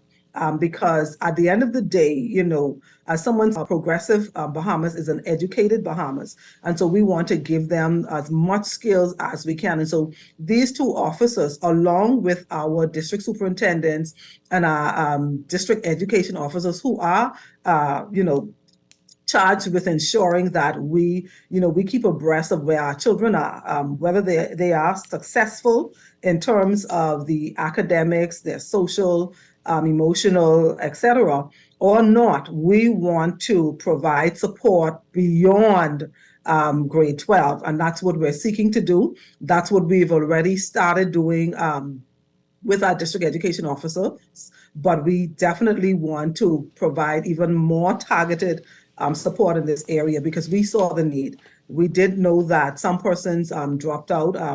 We were advised, and when we looked at the data and when we did our walkabouts, some children became breadwinners for their families. Right. Some of them became the caretakers for younger siblings. They had, for example, some parents who may have had some medical issues. We've had a number of students who decided that they would leave school, and we're after them to attend BTVI, and we are counseling them, because we want them to see that, while you may get a job right now, you're not going to get paid as much as you would like. And as your desires increase, you're going to want more funding, more money. And so you need to have the skills. And so we have counselors on the ground speaking to these young adults to, bring them back into the system in terms of, the support system at BTVI and other technical colleges that are in the country. Does the counseling work? Because as you said, some of them are working now, and we had BTVI on to talk about the Smart Start program, and it isn't a paid initiative. And people were messaging and calling in like, well, what about a stipend? Because some of these people are working and they need money. So the focus has changed. Does counseling help in any way here? It does. We have seen, I attended the BTVI graduation, and we have seen a number of our children who drop by and who, have gainful employment. In fact, BTVI boasts 100% employment statistics. Those persons who participate. So we have seen that work. And then, of course, we are seeking to provide more PSAs that will show these students who would have left school prematurely, those persons who went into the BTVI program and what they're doing today. So we're really amping up our public awareness so that we target. And then too, we're targeting the companies that hire them, the construction companies, the food stores. We are targeting them. We're saying to them, listen, allow these your employees the opportunity to upskill. Allow them to move beyond the entry-level jobs. Allow them to gain the skills that will allow them to self-actualize, because you want them to be able to add value to your organization. And in order for them to do that, they need to be given that opportunity for what I call lifelong learning. Mm-hmm. And are the companies open to this when you make those Most suggestions? are, we do have some companies who, for them, it is about their bottom line. I can tell you. And sometimes you have to show them, you have to say to them, listen, if you allow, for example, a former student to take part in a carpentry course at BTVI, right? You are able then to move that employee into another area to help you fix something that is needed done in that area. You now have someone who can do the basic skills for which you've employed them for, but now you have they can do an added response. We definitely have to sell it sometimes because some organizations, like I said, they're very targeted and they're very focused on their bottom line, and sometimes allowing their employee to participate means that the employee has to take off work. But, BTVI has some flexible hours. And so we've really, in fact, we had a meeting yesterday with some corporations in that regard. And so we're saying to them, listen, give these employees the opportunity, allow them to upskill so that at the end of the day, you have a greater workforce to meet the needs of the country. I wanted to ask you about this. We get a lot of people calling into the show, employers who are saying that they, and I know this is not across the board, but they say that it's a higher number than they would expect of students who are just out of high school who can't fill out their application forms or are struggling to fill it out, just seem totally ill-prepared for the workforce. And they're saying this is a frequent occurrence. Every year they're faced with these challenges. What do you say to that, and what does that mean about the state of education? And it is true. It is true, but it is not for want of trying, simply because it is in the curriculum and it is in several strands of the curriculum. And so you will find that resume writing, for example, is in office procedures, it's in commerce, it's in language arts, which everyone has to take. And so transfer of learning is the issue there. But what we have instituted to give students that added support, that targeted support, we have a job readiness curriculum. That's a 20-hour curriculum for us. And we purposefully put that in there because we realize that in some instances, some of our children do not, or the knowledge did not transfer. And so we have added that to ensure that they have those employability skills, those soft skills, as well as the technical skills to be able to fill out an application, to be able to, present a resume. In fact, the 20 hours includes the development of a portfolio that allows them to show what they would have done over the 3 years that they were in school. So that should add a little bit of the support so that when they go to these organizations to seek a job, that they are able to do that. So we saw that the need to provide that intervention in there for our children. All right. The other big issue, the concern, this is what we're hoping to do next hour, is to talk about 8 of our students, the readiness for them for the future job market, what the future skills with all this talk about AI and the technology-driven industries that are going to dominate, already dominating, whether we are really cranking out students who are prepared for this. I know how it feels, but what's the reality?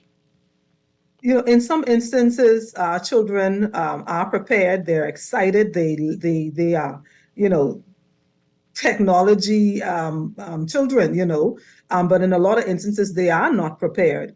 For example, we have started coding in our schools. We've started look at robotics, but it's not generalized. It's not across for the 40,000 children, but certainly we have started looking at it, but focus more on information and communication technology. For example, we are seeking to ensure that students from grade 9 have credentials, that when they leave grade 9, grade 10, grade 11, grade 12, that they have internationally certified or accepted certifications that allow them, if they want to obtain jobs. And we want all of our students to be able to do that. While we have started the process, we have education officers and we have teachers who are teaching robotics and who are teaching coding. We are seeking to expand it across the curriculum.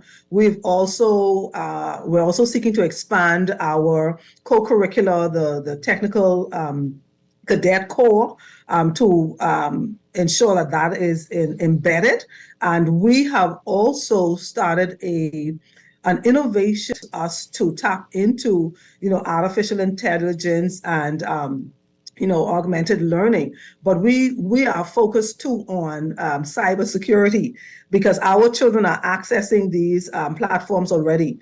And so we want to ensure that they do it safely, and that at the end of the day, they are future-proof, for lack of a better word, that their skills are optimized to be able to participate globally and competitively in these various areas. So the work has begun. Yeah. The work has certainly begun. Over the years, this has come up often, whether the employers here are communicating with the ministry and the Department of Education on what they need. This is where we see the trends going in terms of the types of jobs we're going to be needing students to fill. Years, this is going to be the hot career, and right now we don't have any instruction in that, but we need to develop the curriculum for that. Is that happening at all? Yes, in fact, we held a meeting with education officers just yesterday, believe it or not, to deal with the readiness of our children and our teachers. And as I said to you, our children are in a state of readiness. We definitely will have to create the buy-in for our teachers. Our children are already using, for example, Chat GPT, and so we want our teachers also to be able to utilize these technologies. And it's so interesting how quickly the technology is advancing. Oh, yes. I was advised that we're going to have Chat GPT 6 by December. Oh, gosh. So that's a serious thing. So scary. Our teachers, it's very scary. It is scary. Anyway, it's scary, but it's also an opportunity. We want, for example, our children to be able to access those job opportunities. And some of them can, because like I said, they're already utilizing the technology. We want to bring it, a targeted focus on it to ensure that they are protected. If you read the reviews, you will know that there is a focus on cyber security because of what AI can do. And so we want to make sure that everyone is prepared. Now, we do struggle in math. Math, it has been a struggle for us for years now, and not just in the Bahamas, globally, really. And so we are seeking to engage a consultant to, look at the trends, do a critical analysis of what need that, our teachers are able to provide quality opportunities in mathematics. And then, of course, our children receive those, are engaged in those opportunities. And so that needs to be strengthened. And that's one of our priority areas this year, looking at literacy and numeracy and the need to provide opportunities for our children. Mm-hmm. We're talking with Acting Director of Education, Dominique McCartney-Russell.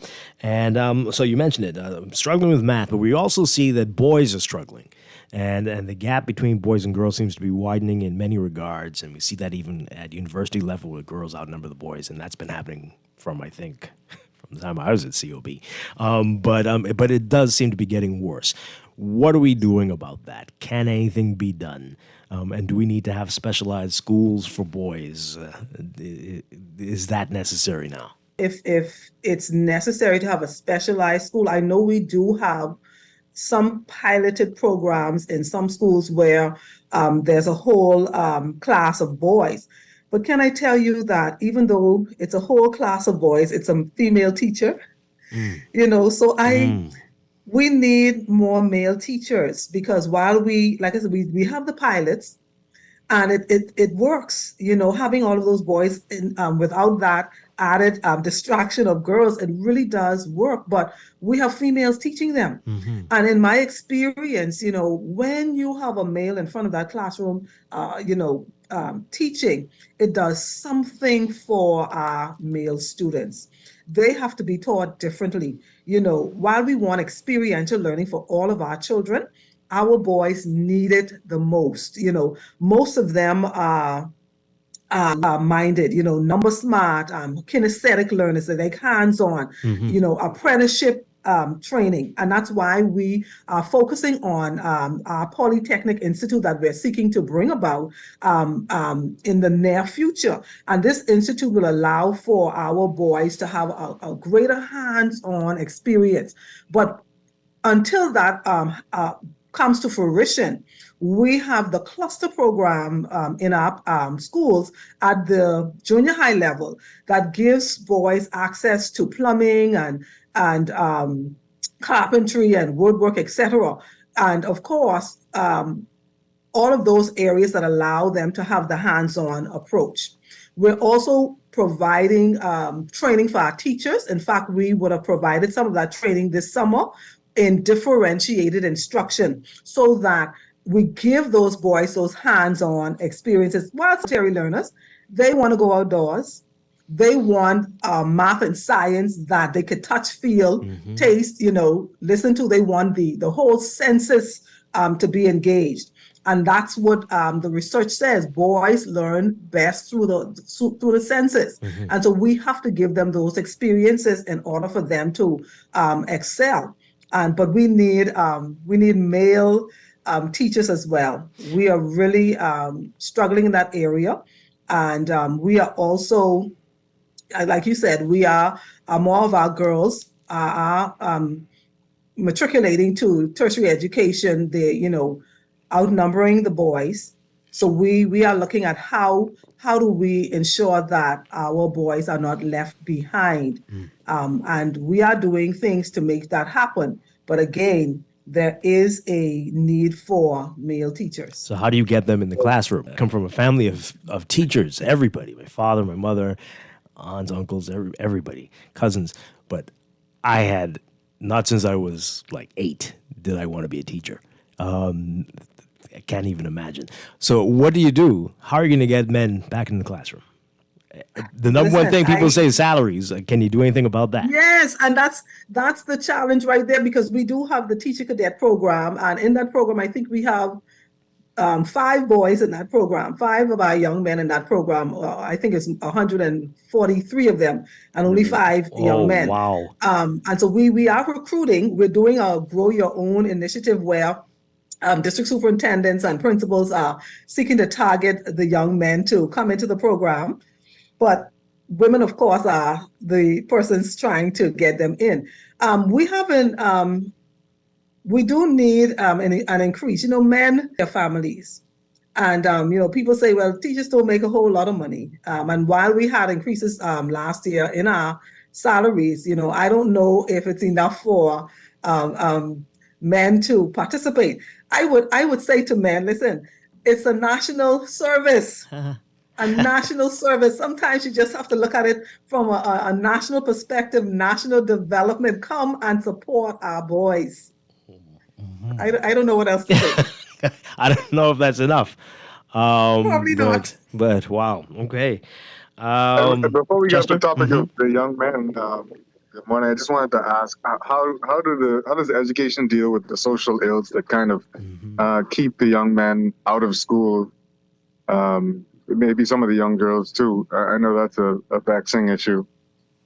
Yeah, it's a vexing issue. In fact, it's a priority area for us as well. When a student streets, some of them may go and get a job, but some of them may do some other things, some nefarious things.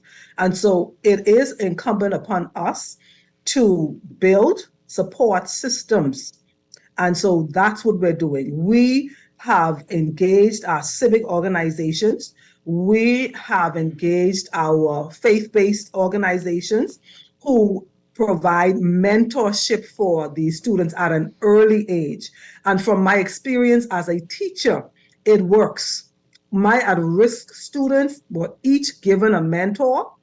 And if you saw how well they advanced because of that intervention. My educational journey is as a result of an intervention from a teacher.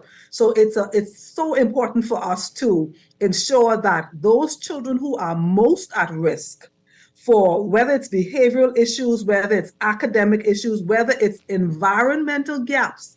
And what I mean by that, they are the adults in their homes and they should not be. And as a result of that, we have to provide these support systems for them. And so our student development section has been charged. In fact, we have put a number of officers in that area for this same reason, to be able to track students, to be able to provide co-curricular and extracurricular activities for those students, because based on the research, students who are engaged seldom go down that path. And so we're seeking to engage those students, and we have support from Rotary, from Key Club, from like I said, churches and other organizations who are providing mentorship, real mentorship for our children. Athletics, we have focused a lot on that this year. Those music programs, the bands, every opportunity that we could provide, and not just the prevention opportunities, but the interventions. We have the Refocus program, which is an alternative small school program where if a child does not function in the larger campus, they are sent to Refocus for 1 week, 2 weeks max, for remediation, for counseling, anger management session, conflict resolution sessions, etc. If they have needs, basic needs that are not being met, uniforms, lunch and breakfast, we have programs like that as well. And we are actually expanding our support systems because we recognize that some students are not doing well, and as a result of not doing well, they are dropping out of school for a lot of reasons. Mm-hmm. And we're targeting those reasons. So, to be quite honest, if we don't focus on this area, we will see, more horrible stories in the news in relation to crime. Yeah. And so that's why it is a priority area for us to service our most at-risk students. We're putting real programs together. We already have them, but like I said, expanding on those programs to ensure those needs are being met. Really quickly, I know we're running out of time, but with those programs, again, the at-risk students, are these mandatory that they get into these programs, these different clubs, or is it still on a volunteer basis? Some of them are mandatory, like the Refocus program. That is a mandatory program, and that's a program that we utilize so that we don't, we want to avoid sending students to programs, sure, but if we have to, we send them to a program, utilize the Refocus program first. But the other programs are prevention programs. They are programs that are, they are voluntary, but we target students from grade 6. You see what I'm saying? Mm-hmm. We don't want to wait until they get to grade 10, 11, 12. We target them from grade 6 so that there's greater buy-in. And of course, we've asked our colleagues to ensure that every one of our at-risk students is in at least one program and is provided a mentor. All right. So before you go to your meeting, I really quickly want to ask you about these things. We know this is probably happening now over the summer, the grading of the national exams, BGCSE. We still have a lot of people in the country talking about a D average. We know that is not a thing, but there's still so much intentional, it seems, confusion about the grading scale of the BGCSE, and that perhaps that needs to change so that it maybe is not an A, B, C, D, etc., but something that maybe a number or something else so that people can't say the average is D. Is there any consideration to changing this? Nothing is on the table. I'll be quite honest. Nothing is on the table. The A to G is still there. And when you consider the standard deviation, the middle is a D. You will have outliers to the left and the right, but the middle is a D. Our desire is to ensure students have skills that they are able to progress and add to the national development. That's what's important for me, that when they leave high school, we future-proof them. We ensure that they are able to maximize their learning and earning potential and contribute positively to our working collaboratively, seeing themselves as socially responsible adults, socially responsible to one another, environmental stewards, not wasting or and taking care of their environment, just having a plethora of skills and multiplicity of literacies. That's what's important to me, that at the end of the day, they can function and they can contribute positively. So to answer your question, then no, it's not on the table, but we'll certainly have a look at it if that's something that persons are talking about, but we have not sought to provide any change to that system. Okay. Yeah, people are still talking about it. Still using it in a very negative way. All right. So I was at the Eddie Minnis Potluck exhibition a couple of weeks ago, and Potluck, the cartoon from the 70s, joking about schools not being ready for opening in the fall time. This has been a national epidemic, it seems. Please tell us, Dominique Russell, that we're not going to have that issue come September. Here we are in the middle of July, where schools are going to be ready, and there will be contractors working around our students when they go back to the class in September, right? Well, to be honest with you, that's why I'm going to this emergency meeting, to see where we are in that regard, and I'm not a genie, People say to us, okay, this. When I go to, in fact, I went to a campus, 2 campuses yesterday, and I was promised this is going to be ready. So you rely on the contractor. Sometimes when they go in, though, they see more than we would have seen. They may move the roof, and then they say, okay, something else needs to be done. Because we've not taken care of our buildings very well over the years, and so. They're in some of them are in some serious state of disrepair, but all of our schools will be ready until I meet with these contractors today and talk about where we are in regards to that. But I will say to you, we are seeking to create a maintenance program that is not just a once-a-year program. It is a rolling program that we have maintenance throughout the year, so that we don't have to have this kind of conversation, where when we see a need, we deal with it right away.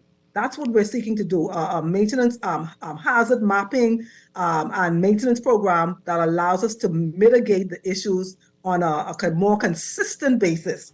That's the goal. Okay. So hopefully, our schools will all be ready for August opening. All right, so we'll let you get to your meeting. You get to your meetings, and hopefully in a few weeks, we can have the comprehensive discussion we wanted to have, and we can talk some more about these things. So this is a preview of what's to come. Yes? Okay. All right. Yes. Acting Director of Education, Dominique McCartney-Russell, thank you so much for talking with us this morning. We appreciate it. It's been a pleasure. All right, so we're going to break. And then we're going to pick up some of the things. I see a lot of your text messages coming in. We'll talk about this in our next hour and more. This is Morning Blend on Guardian Radio 96.9. Stay with us.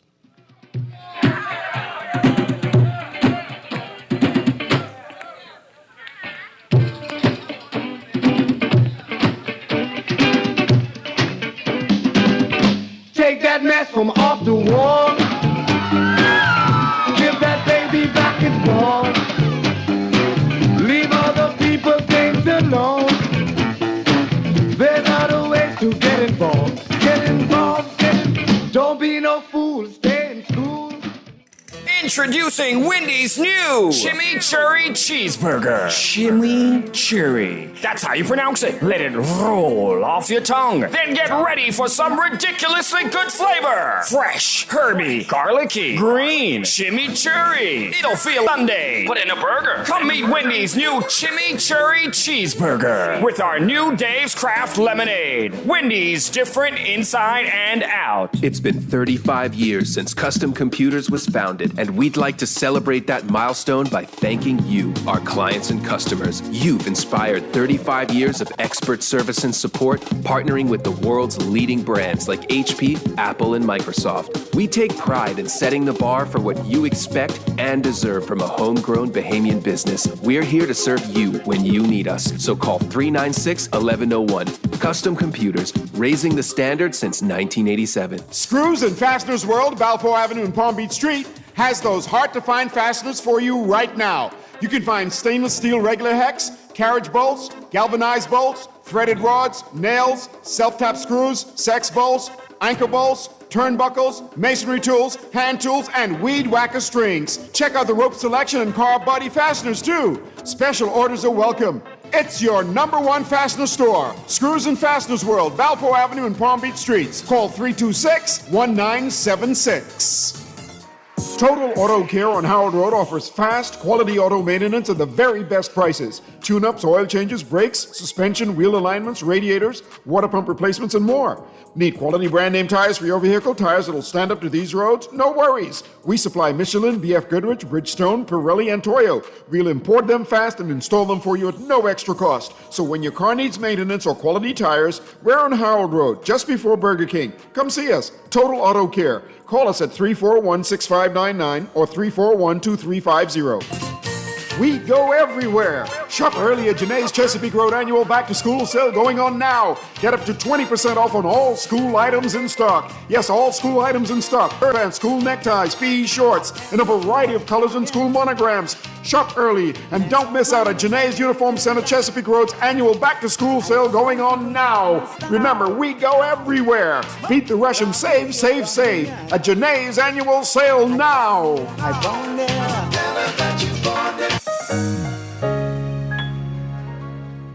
Tired of paying too many bills and loan payments each month? Shrink your monthly debt payments down to one easy payment with our debt consolidation loan. It also has a built-in savings that pays you 5% interest. Inquire about our debt consolidation loans today. Call 356-7764.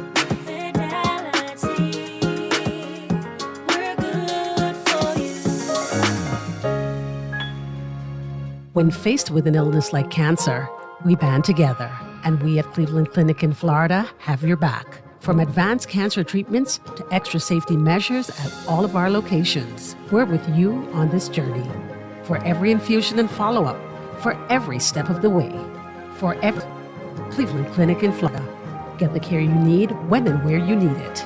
To learn more or connect with a local representative, visit clevelandclinic.org/Caribbean. The Bahamas Public Parks and Public Beaches Authority invites all private companies and civic organizations to adopt a roundabout. This is your chance to stand out from the crowd, beautify and enhance our local areas for residents and tourists alike, just in time for the 50th anniversary of our independence. With this opportunity, you can engage persons on the go, generate media interest, and promote your company. Stand out and celebrate 50. For more information, you can call 242-604-3750. We're gonna give you a check every week for a year. Percy's Pension Plan. Island game, keep you winning. Percy's Pension Plan. Dream big, we will help you live it. Percy's Pension Plan. Island game, we got you. Percy's Pension Plan. From the friends you can trust. If winning is a must, come play the game you know, cause your best chance is with us. The most trustworthy name is Percy's Island Game. So put 20 on your account and ride this easy train at Percy's Island Game. Summer your way with Scotiabank. Apply for a Scotia Plan loan this summer and open the doors to your dream destination, the perfect home renovation, or prep for back to school, and so much more. Enjoy competitive rates, flexible loan terms, and no payments for up to 2 months. Use your plan loan to unlock your perfect summer break. Apply for your Scotia Plan loan today and have summer your way with Scotiabank. Visit bs.scotiabank.com or call 2 for the details. This is Guardian Radio 96.9 FM, Nassau, Bahamas. The views and opinions of the host and guests are their own and do not necessarily reflect the position of the management and staff of Guardian Network. Wake up, it's a new day. Wake up, it's a new day.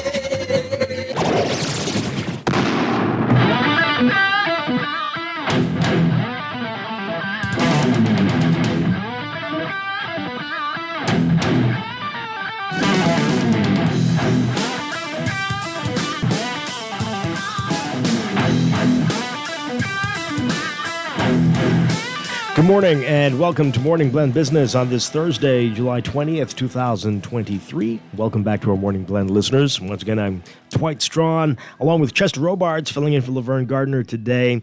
And we had hoped to continue our discussion with Acting Director of Education, Dominique Russell, into this hour. But she, as you heard, called into an emergency meeting with contractors about the readiness of schools for the school year, just over a month away, right?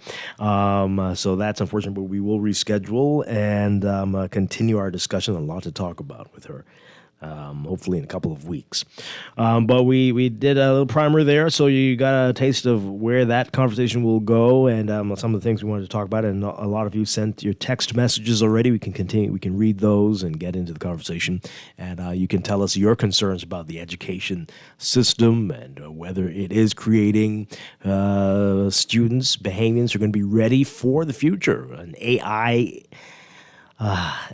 future. Technology driven. I mean, it's already technology driven, right? But a complete technology future, right? Where it's you against the robots, right, Chester? No. And is that the future? Are we ready for it? Are our students ready for it? Are our teachers ready for it? Everybody. And that's the question there. All right, so continue to text us, 422-4796. Tweet us at MorningBlend969 or Facebook. Morning Blend on Facebook. You can call in 323-6232, 325-4316. 325-4259. Call us toll free, 242-300-5. Okay, quite a lot of your messages here.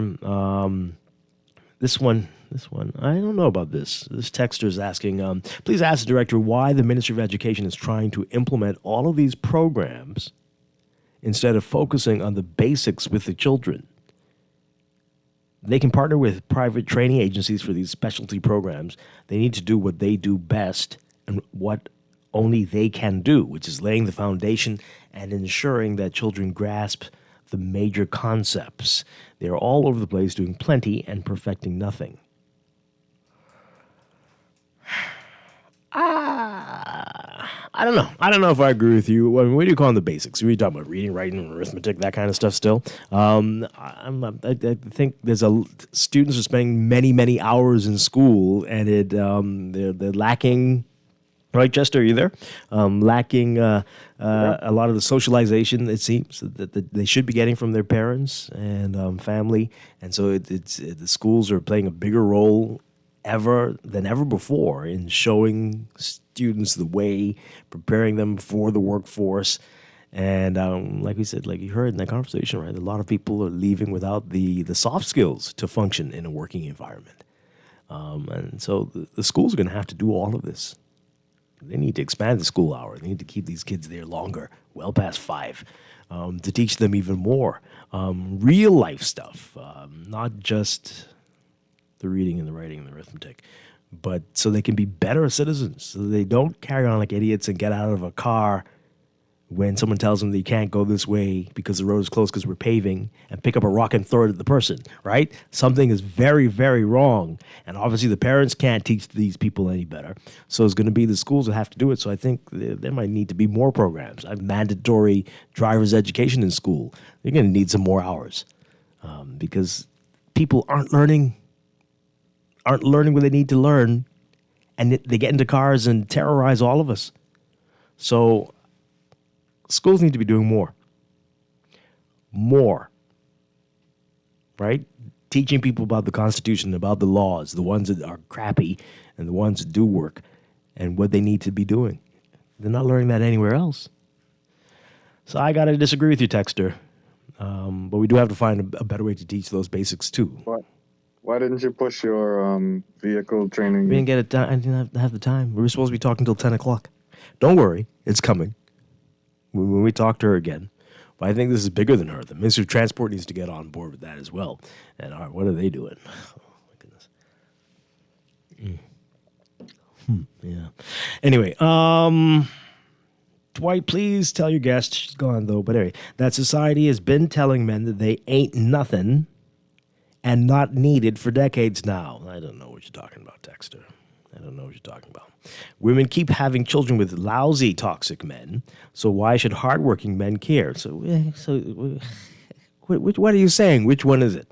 When clearly no one else does. Now you stop. Please, stop it. Stop it. Now, there are a lot of lousy people, men and women, children too, all around. But not everybody is, and everyone knows that. But yes, some people seem to be attracted to the toxic ones, men and women. But that's not the reason why men aren't teaching. Don't try it. It's not the reason. It is mainly money, and then some people don't want to have to deal with some other people's very poorly socialized children. I mean, right? I mean, I don't even know if 6 figures could cover me having to deal with some of the kids that I see in schools. Like, I don't even know if $1 million. Would I be prepared to spend 8 hours a day with these people? Ugh. But yeah, so we got bigger problems, and that's a cop-out text. So you know that's not it. Or am I wrong, Chester? What do you think?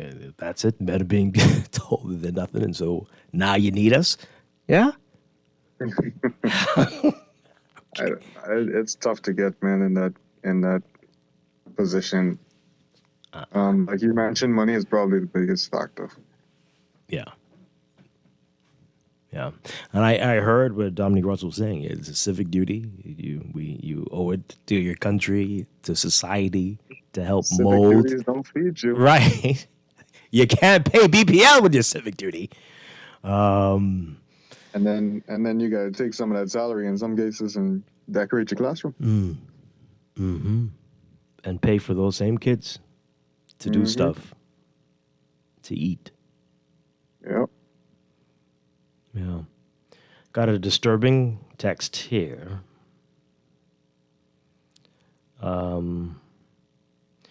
This is another one of those. Oh, boy. This is so disturbing. Anyway, I don't think men want to be teachers given the fact that a female student can easily level an accusation against them. Come on, man. These people's brains really go what's going on with you all? somewhere else. Yeah.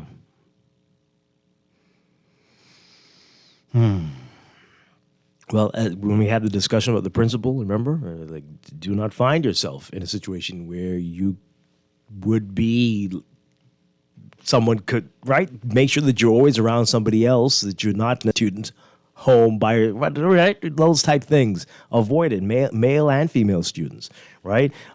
Be sensible about what you're doing. But this is the way you all are thinking. This is very dark and negative. Caller, what say you? Good morning. Good morning. How are you doing? Doing well. I want to make 3 points, though. Okay. One, I like how you keep hopping on this thing about driver's education in school. That needs to start in school. Would you believe I have 2 employees that already bought cars and don't have no driver's license? And I tried all my hardest from last year to tell them go take the test and get their license. Work within the law. You should call the police. But I've been thinking about that for, anyway. The next one. They ain't gonna make it to work. During the summer, I took a young graduate with me to the dump. Do you know she didn't know where the dump was? And on the back of that, whilst we were there, I asked the people that work there, I said, why don't you all push to bring the government schools here so the children could see how this dump works and where their garbage go and all that. He said the private schools do it, but the public schools don't do it. Oh, boy. Because we need to sensitize these people to garbage. And also, garbage is a big industry now. Yeah, indeed. They call them engineers, sanitation engineers. You could get energy from garbage. You could. Right, and we need to sensitize our people to garbage because then we wouldn't have all this. If you could just sensitize 10 people from East Black Belt area, we don't know what difference that'll make. Yeah. The next thing with teaching, why can't our governments, different governments that have been in, see that? People they create the no good salaries from teaching. Mm-hmm. And I don't think it's fair to the police, the nurses, and teachers, people who be out there putting themselves on the line with teaching and policing, and nursing, and they can't make a decent salary. Mm-hmm. One saving the nation, one protecting us while we're sleeping, and the other one is developing our minds. Yeah. And they are important things in a society. We need to take a different approach to what learning should be all about. Yeah, absolutely. And what teaching and policing and all of that should be all about. But those people should be making a decent salary.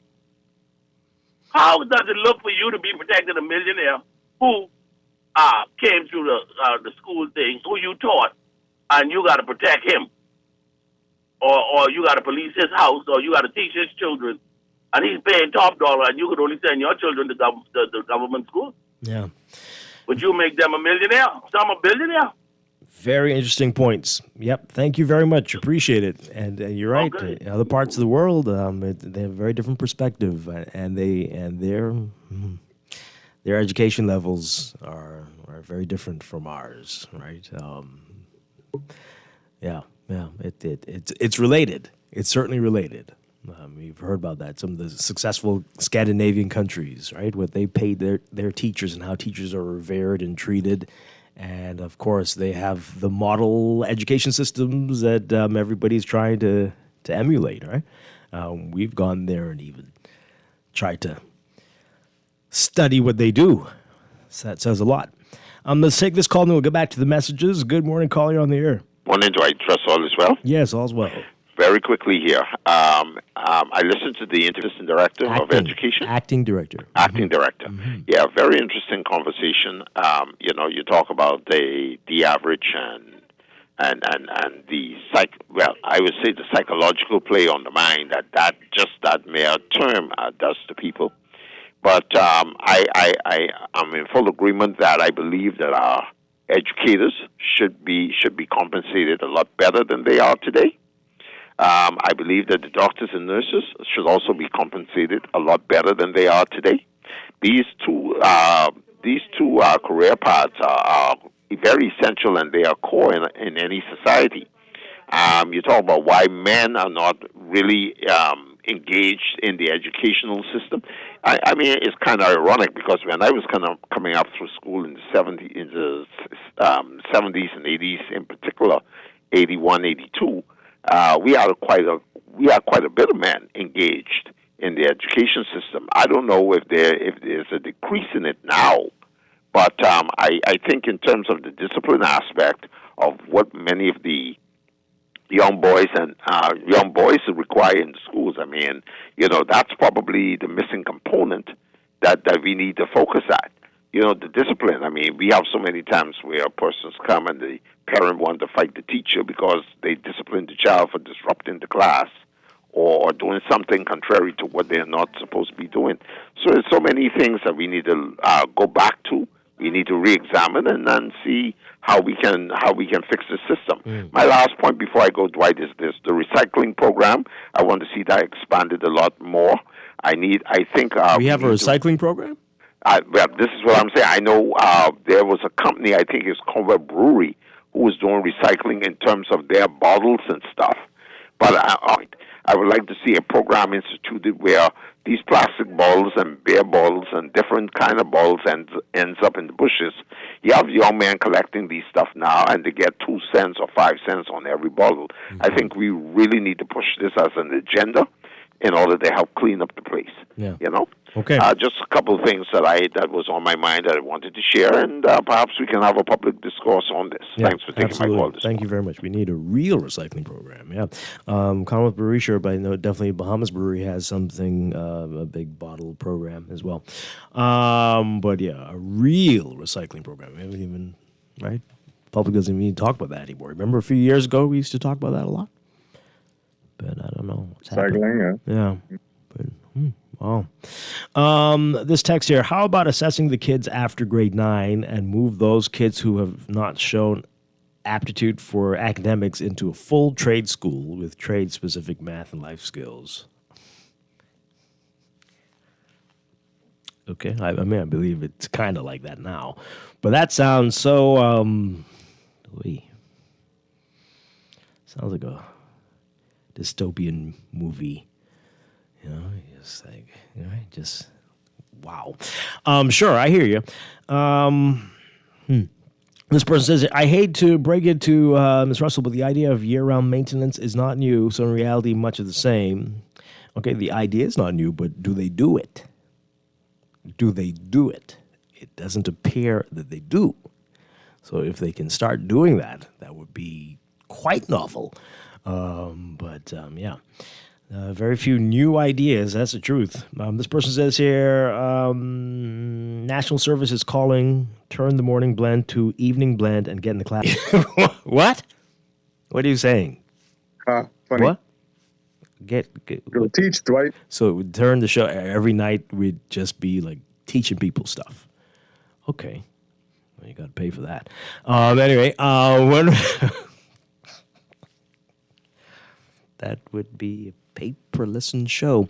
When we were kids, we learned some failed and some succeeded. Oh, no. When we were kids, we learned that some failed and some succeeded. Okay, sure. The school system is too easy on the students.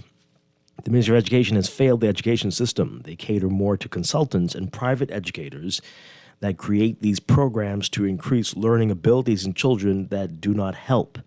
The education ministry is just like the health ministry. They have been infiltrated by the private sector's interest, who suck all the needed resources away from what it's supposed to do and do not help anyone. Huh. Okay. I don't know what to say, but everything can be improved, indeed. Okay, sure. Dwight, you ain't serious. Why do you think these poorly socialized children, even you are not willing to deal with, exist? Because lousy women are having children with ain't nothing men. If you're not willing to put up with these dumb, wild children, why should we? Civic duty, please. Well, I didn't say it was a civic duty. That's what the director said. That's why we need the men back in the classroom. You should consider it civic duty, not look for the salary. But yeah, okay. Chester, what do you say to that text? Lousy women are having children with ain't nothing men. I'll get back to you on that. If you're not willing to put up with these if me, Dwight, not willing to put up with these wild, dumb children, that's a text. Why should we? Wow. Okay. Oh, boy. The problem is I wouldn't say lousy. I wouldn't call people lousy. You wouldn't? But, I mean, okay, some people are lousy. But the bigger problem is there's a generational, a continuing generational problem where uneducated people are having kids and they don't care about their kids' education. So, they don't get an education, they have kids, and the cycle continues. Mm-hmm. There's plenty lousy children from educated people too, by the way. Well, that might be a different problem. Some of them are socialized improperly as well. Mm-hmm. Yes, absolutely. Some people are born into situations where that is all that they are gonna get, unless they're taken out of it. Yeah, very true. Very true. Yeah. Call us 323-6232, 325-4316. 325-4259, 242-300-5720. Let's talk more about that de-average thing they brought up. The ministry, this is an interesting response from Dominique Russell there about no plans on the table to address that scale. That's just how it is. You'll need to get used to it and take your mind away from what D means normally. And they're not going to change it. It's been since 1993 that we've been using the scale. And since that time, how many years is that? 33? This de-average paintbrush thing all over this whole country and saying, oh, it's a de-average country. Just for fun, And it's been said to you over and over, many people who took the BGCSE know this, that the D does not mean that you failed. It is that you have a satisfactory understanding of the basic concepts of the subject. Right? D anywhere else means something else, but on this scale, that means you're average. Knowing that we have this public relations issue, people have been saying it for years. Perhaps you should not use this scale, or make sure that every scale in the country when it comes to education uses that same scale so that people are not confused. But yet here we are, and they're not going to change it, and yet people are still using this. Every time they say this is why I need to bring in foreign workers because the D-average people of the Bahamas, and it just continues on and on and on, and it looks like it'll never stop. But what are we going to do? This is like the BPL issue. Everyone's just going to sit back and take it, and 60 years from now still talk about D-average, even though D is not a fail. But it's used against us when convenient. We just fine with this? No? You don't want to use a number scale, 1 being A or whatever, 2, 3, for the higher the number, the worse you've done, or vice versa, the higher the number, the better you did, something, or letters like excellent, exceptional, average. No, we're going to continue with the D confusion. That's just what it is, right? No? Okay. I don't know. I think it's weird. I think it's very weird. I would have changed this a long time ago. You're not going to keep saying that nonsense about the average. You're not going to keep saying it. Right? People are intentionally saying this. And it doesn't add up, because I think people will say, well, even if it is true, D is average, why don't universities accept this D? Right? UB makes you take the class over, or if it's English or math, you still have to do a college prep course or something. I don't think they accepted the D grades, but yet it means average and that you didn't fail. So there's a bunch of hypocrisy and foolishness going on here, and we just continue lapping it up. Make it make sense. Do you understand it, Chester? I do not. Okay. I just can't believe it. And again, the people, I didn't do BGCSEs. I was the last of the GCE people.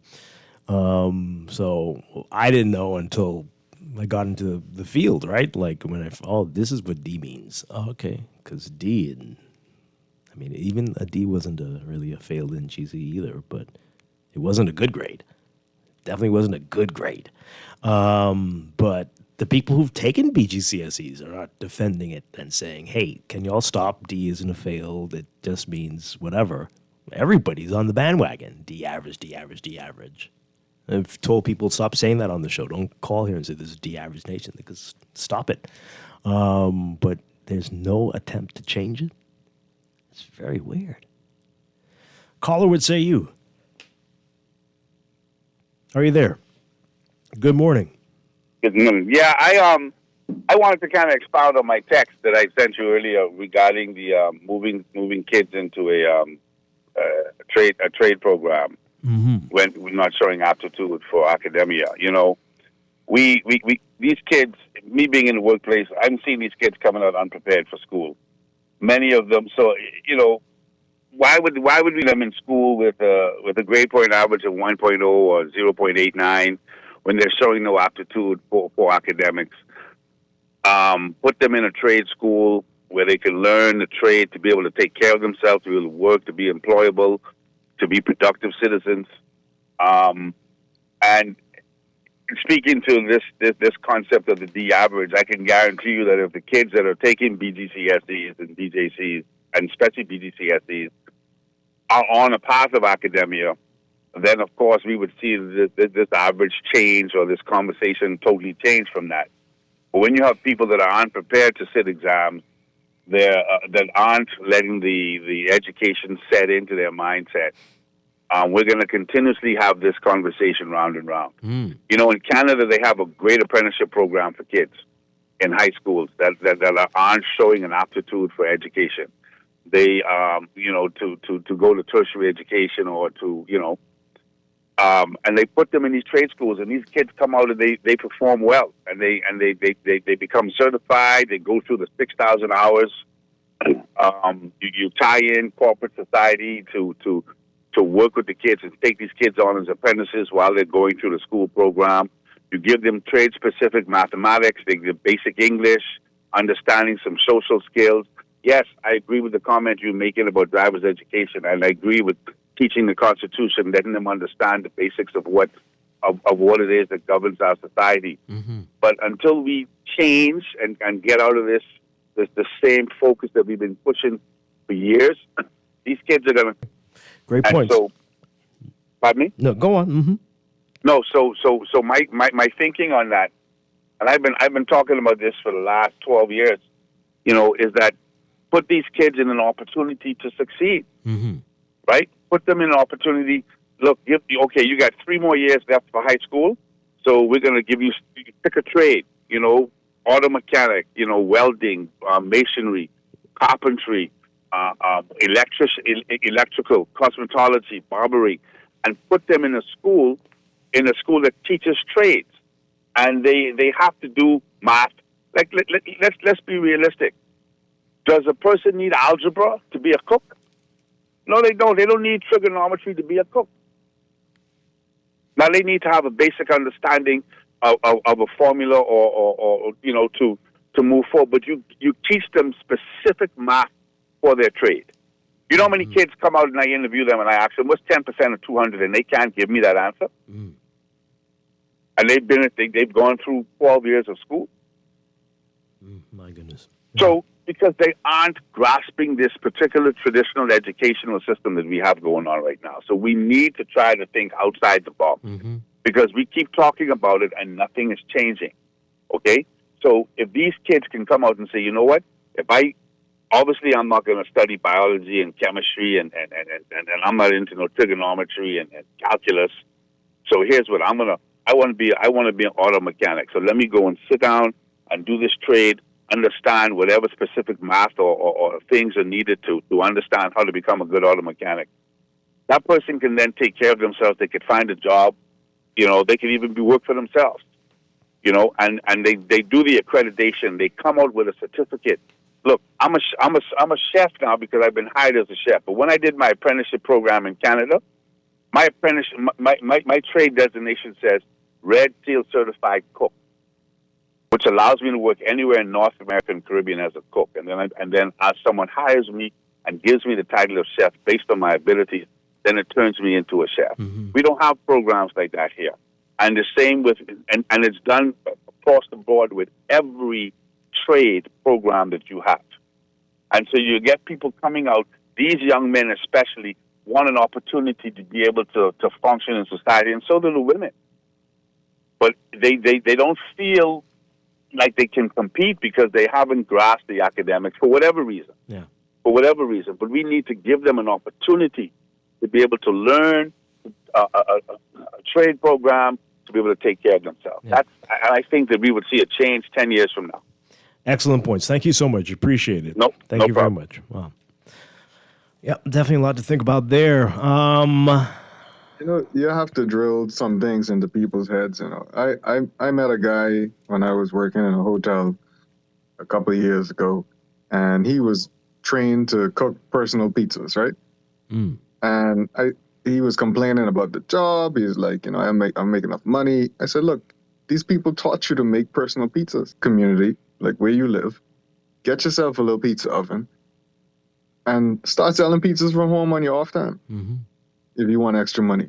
He never did it. Wow. You have to, some people get these jobs, they get these skills, but the job is all they want. Wow, that's disturbing because I could use a personal pizza right now. As usual, Dwight, these women want bad man. Then they get pregnant with 5 kids, then want settled with people with good jobs after they have 900,000 miles on them. Oh my God. Oh dear. Oh dear Lord. Oh dear. Wow. Okay, the funny thing about life is a student ends up working for the average people. You need a degree to get a job, but you don't need a degree to own your own business. Boy, I tell you. Well, okay, I understand what you're saying. But you don't really need a degree for a job, right? But it helps. It helps, and you start maybe a little higher up on the ladder, if you do, I guess. This one says here, it's called the dumbing. The dumbing. With all these modern advances, smartphones, internet, Google, Chat, GPT, this generation of students are the dumbest ever. Now, how can you say that? Do you know that for sure? Are you sure about that? They might be ignorant on a lot of things and have very limited interest in things. It's about exposure. And too many parents have left their children to those devices alone. Like those devices were raising the kids, and they're not getting exposed to the things that others used to get to, other generations were exposed to, right? Where your parents took you to museums or the theater or, right? No? And so those things open up your minds. But no, you just sit here and watch the museum on a video or something, or right, live stream it. No, but that's all you do. Just hold a tablet, and that is your life. Yep. Boy. And parents think it's okay to let the tablet be the babysitter. Yeah. I mean, it's almost normal now. It's required. Mm-hmm. I know someone who used to complain that they would take their kid, to their mother, and the first thing they do is give them a device. Yeah. It's the pacifier, it's the babysitter, it's the teacher, it's the best friend, it's the parent. Now, these little screens. Yeah, but see, the things, even when you have protections on your device, some of the things that pop up in front of those kids, you don't want them seeing. Mm-hmm. Well, the kids know how to disable everything, so they know everything. They know everything intuitively. This person says, would you believe the police force has stopped paying you if you have a degree? I don't believe that. No. What are you saying? What do they expect to recruit how do they expect to recruit some of the best minds? That can't be. There's no What are you way. talking about? That can't be right. What do you mean? What are you saying? What? Caller, we'll get to you in a second. This person says here, I graduated in 1993, end of term exams, religious studies, BGCSE test, fill in the blank with correct answer, which was what God has put together, let no man put blank. Duh. I did this for the BGCSE exam. Sadly, most students are smarter than their teachers in the public schools. No joke. What? The rest of the students know less than the chairs they're sitting in. I'm confused. Most students are smarter than students, but the rest of the students know less than the chairs they're sitting in. Believe me, I've got a close friend that we found out in grade 11 that couldn't spell his own name. His name consists of 4 letters. Now, texter, I appreciate the text. This is amusing stuff, but this is clearly comedy, right? None of this that you're saying is, there's no way. What?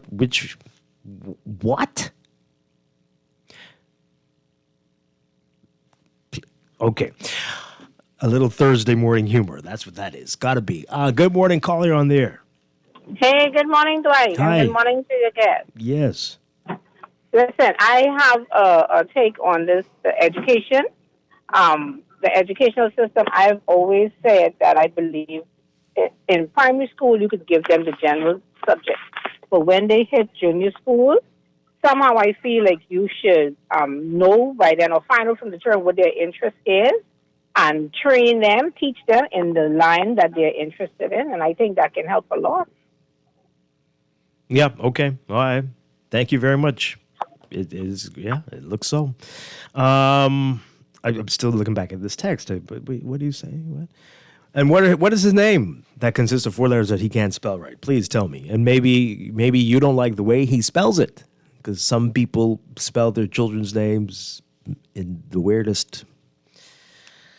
Please text us. He can't spell. Oh my goodness gracious. Whoa. Let's take a break. When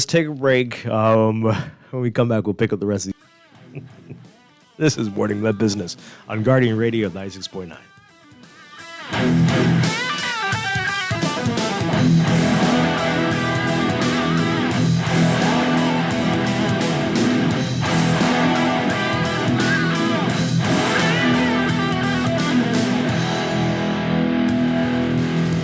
up your chance to win big with Alive on 700 Wines and Spirits. We've got an exclusive promotion just for you. Purchase 3 or more refreshing Click Rattlers and pair them with our Freedom 12 plan or higher at 700 Wines and Spirits. To enter the contest, simply write your name and phone number on the front of your receipt. Then snap a photo of your receipt and WhatsApp it to 242-805-7511. This promotion ends July 31st, 2023. Terms and conditions apply.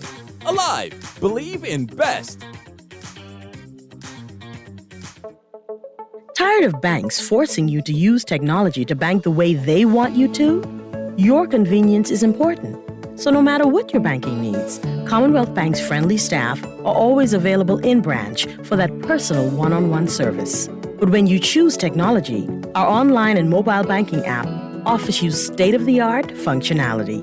The choice is yours. Commonwealth Bank. Bank the way you want. There's a new electric vehicle in town, the Jack brand of SUVs, trucks, sedans, and commercial vans, available only at Easy Car Sales, home of the fully electric vehicle. For a powerful, smooth ride at a fraction of the cost to drive the road with Jack, visit easy242.com to see our brand new Jack models and drop into Easy Car Sales for a test drive. It'll have you singing.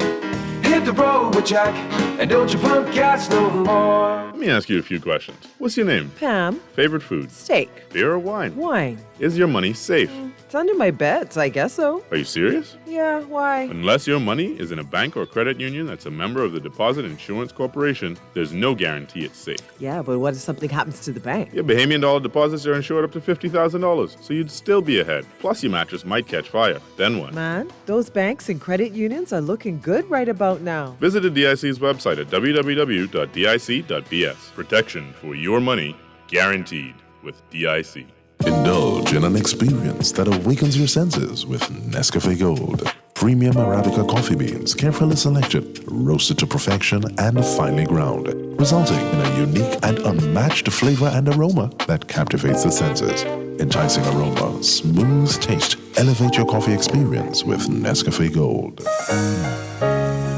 Are you dreaming of the perfect summer getaway? Apply for a debt consolidation or personal loan to win an airline ticket to Paris, Miami, or New York. Win up to 20 details. Call 356-7764 for Nassau, 602-6811 for Freeport, 823-4374 for Abaco.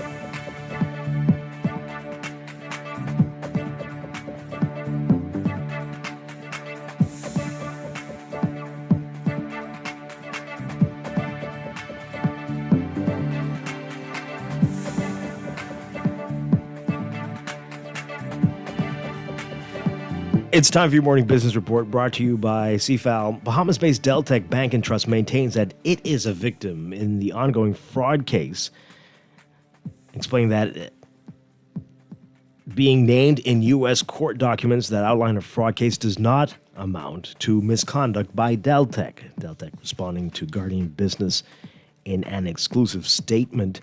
Deltec said it is the exclusive, it said that it is just one of several financial institutions affected by the fraud case. It said the seizure warrant relates to misconduct by two individual criminal defendants, not misconduct by Deltec Bank. Deltec Bank is just one of many financial institutions that have been affected by this criminal fraud scheme, which was carried out by two individual defendants who are not affiliated with Deltec Bank. You can read more from the exclusive statement in today's Guardian Business section. The Ministry of Tourism, Investments and Aviation will use amphibious seaplanes to expand airlift throughout the Bahamas and lower the cost to local destinations. That's according to Director of Aviation and Deputy Director General of Tourism, Dr. Kenneth Romer. Romer explained that seaplanes are an important part of the ministry's recently launched National Aviation Strategic Plan. And the statement added that the ministry hopes to accelerate and revolutionize the use of seaplanes for airlift The ministry explained that they recently brought a group of luxury travel advisors and media partners to the Ocean Club Resort on Paradise Island aboard a Coco Bahama seaplane for a familiarization trip, and the flight was piloted by Bahamian pilots Kyle Glenn Fernander and Brandon Fernander. You can read more on the story in today's Guardian business section. And Bahamas First General Insurance Company Limited and Cayman First Insurance Company Limited, subsidiaries of Bahamas First Holdings Limited, have received a clean bill of health by credit rating agency AM Best, affirming their A- or excellent financial strength rating, leaving their long-term issuer credit rating of A- or excellent in place. AM Best also said the outlook for the company's credit rating is stable. Overseas, Elon Musk's big bet that Tesla price cuts could boost sales and profits amid increasing competition and poor economic sentiment appears to be yielding mixed results. Sales jumped and the company beat analyst expectations for net income in the April to June quarter, although the company's profit margins declined. Tesla shares followed suit in after-hours trading. The Austin, Texas maker of electric vehicles, solar panels, and batteries reported net income of $2.7 billion in the quarter, a 20% increase from a year ago. Earnings per share also rose 20% to 78 cents when measured via generally accepted accounting terms. In principles, total revenue rose 47% to 24 point. Analysts, though, tend to focus on Tesla's own measurement of profit, which excludes stock-based compensation expense. By that measure, Tesla's net income zoomed to $3.15 billion, or 91 cents a share, sharply exceeding average analyst estimates of 80 cents per share.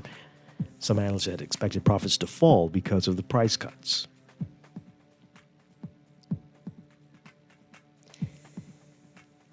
And Netflix enjoyed its biggest springtime spurt in subscribers since the early days of the pandemic 3 years ago, providing the latest sign that a recent crackdown on password sharing and the rollout of a cheaper subscription option are paying off. The video streaming service added 5.9 million subscribers during the April to June period, according to numbers released Wednesday, along with its latest quarterly financial results. The gains easily surpassed the roughly 2.2 million additional subscribers that analysts surveyed by FactSet Research had anticipated. Netflix ended June with 238.4 million worldwide subscribers. Investors seemed unsatisfied, though, perhaps rattled by management commentary in a shareholder letter warning that quite a competitive battle continues to unfold against the backdrop of ongoing strikes by both the Writers and Actors Union in the U.S. that threaten to clog the pipelines feeding entertainment to streaming services in the future. Netflix shares fell 8% in Wednesday trading. Closer to home in your Market Watch, recapping trading on the BISX from Wednesday. Your market movers, Arawak Port Development, moving 100 shares, closing at 41.19, unchanged. Commonwealth Bank moving 3,536 shares, down 1 cent to 356. CIBC First Caribbean Bank moving 494, up 2 cents to 13.17. FamGuard moving 300. Consolidated Water up 7 cents to 4.27. Emira Incorporated closing down 5 cents to 9.97. The BISX All Share Index closing at 2,564.20, unchanged. That's your Market Watch. And that is your morning business report, brought to you by CFAL, growing wealth for future generations.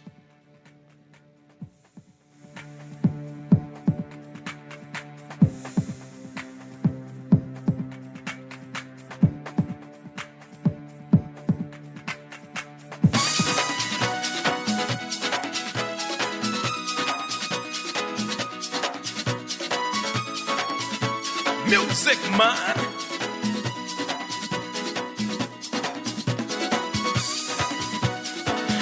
All right, we're back here with Morning Blend Business on Guardian Radio 96.9. Dwight Straw along with Chester Robards. Okay, only a few minutes left. So the texter who said they had a friend who couldn't spell their four-letter name right, and that the teachers were not as smart as the students, but some students are dumber than the chairs they sit on. Remember that one?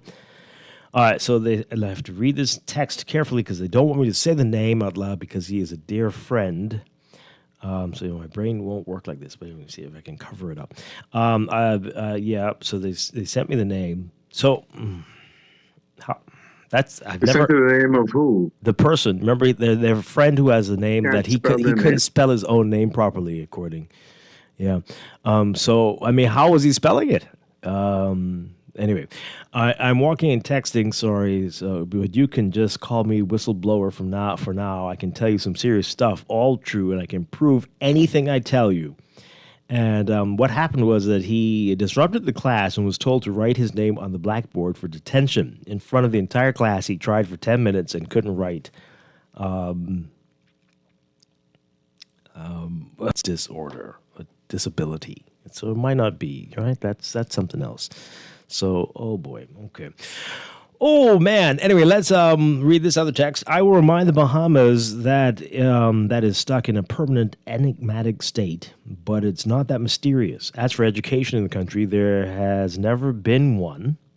Which one, education or the country? Most children are trained to be slaves in the new era plantation. First, let me explain that a generation could be stated as being 18 years, the state of maturity. Here, the Bahamas has celebrated 50 years of existence, but not 50 years of independence. 3 generations, 48 years, have been proven lost. Here are the facts. The Bahamas is a failed state and a third world country. The United States has been doing its best to ensure that its third border does not fall, to ensure that there is not a dash for their border and security. A third world country means, this is the longest text we've ever received. A third world country means that it will take 3 generations, 48 years, to reach a point of independence and accountability. I do not believe, that's what it means, yeah? I do not believe the Bahamas will ever achieve it at the rate we are going. There is no clear path forward to achieve this. This is a reality we must accept. If you can afford to ship your children out of this country, push them to succeed so that they can use that wealth and return like an expatriate and buy up the country, receiving the concessions and exemptions that Bahamians will never receive. Oh, Lord. 5 of my 7 children now reside in the U.S., each possessing a minimum of a master's degree and making 6-figure incomes that could never be achieved on meritocracy here in the Bahamas. I have a 12 and 16-year-old that I will be sending off to finish their education in the U.S. before next year. I have seen the future of the Bahamas, and it does not look too bright for the majority. Wow. Okay. All right. Well, that is bleak. Dwight, you is the devil, you know. LOL. D means satisfactory. You know, if you took D's home when you were in school, your parents would have combed your scalp with the BTC Yellow Pages. Hey, I'm telling you what the D means on the BGCSE scale. It doesn't mean that in your regular classwork, but on the BGCSE scale. We've done many shows on this before, right? You can look it up and read it yourself. It means you have a satisfactory understanding of the concepts of the subject. It is not a fail. And, yeah.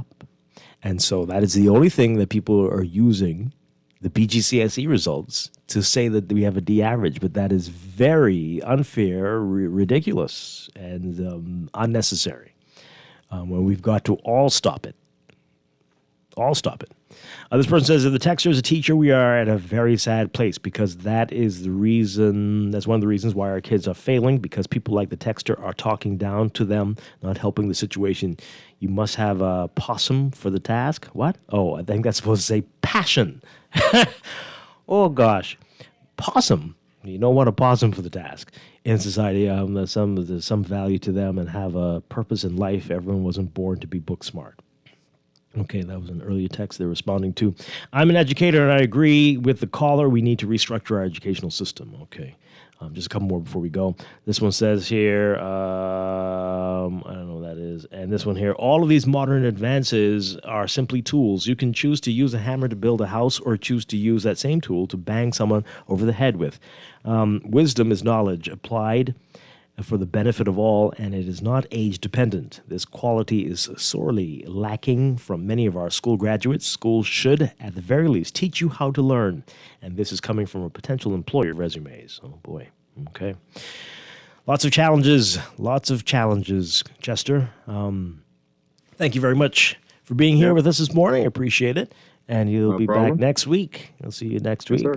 And I'll be back tomorrow morning with more Morning Blend and Morning Blend Business right here on Guardian Radio 96.9. Everybody have a great day. Stay tuned for On the Clock with Aaron Green coming up next. Music, man.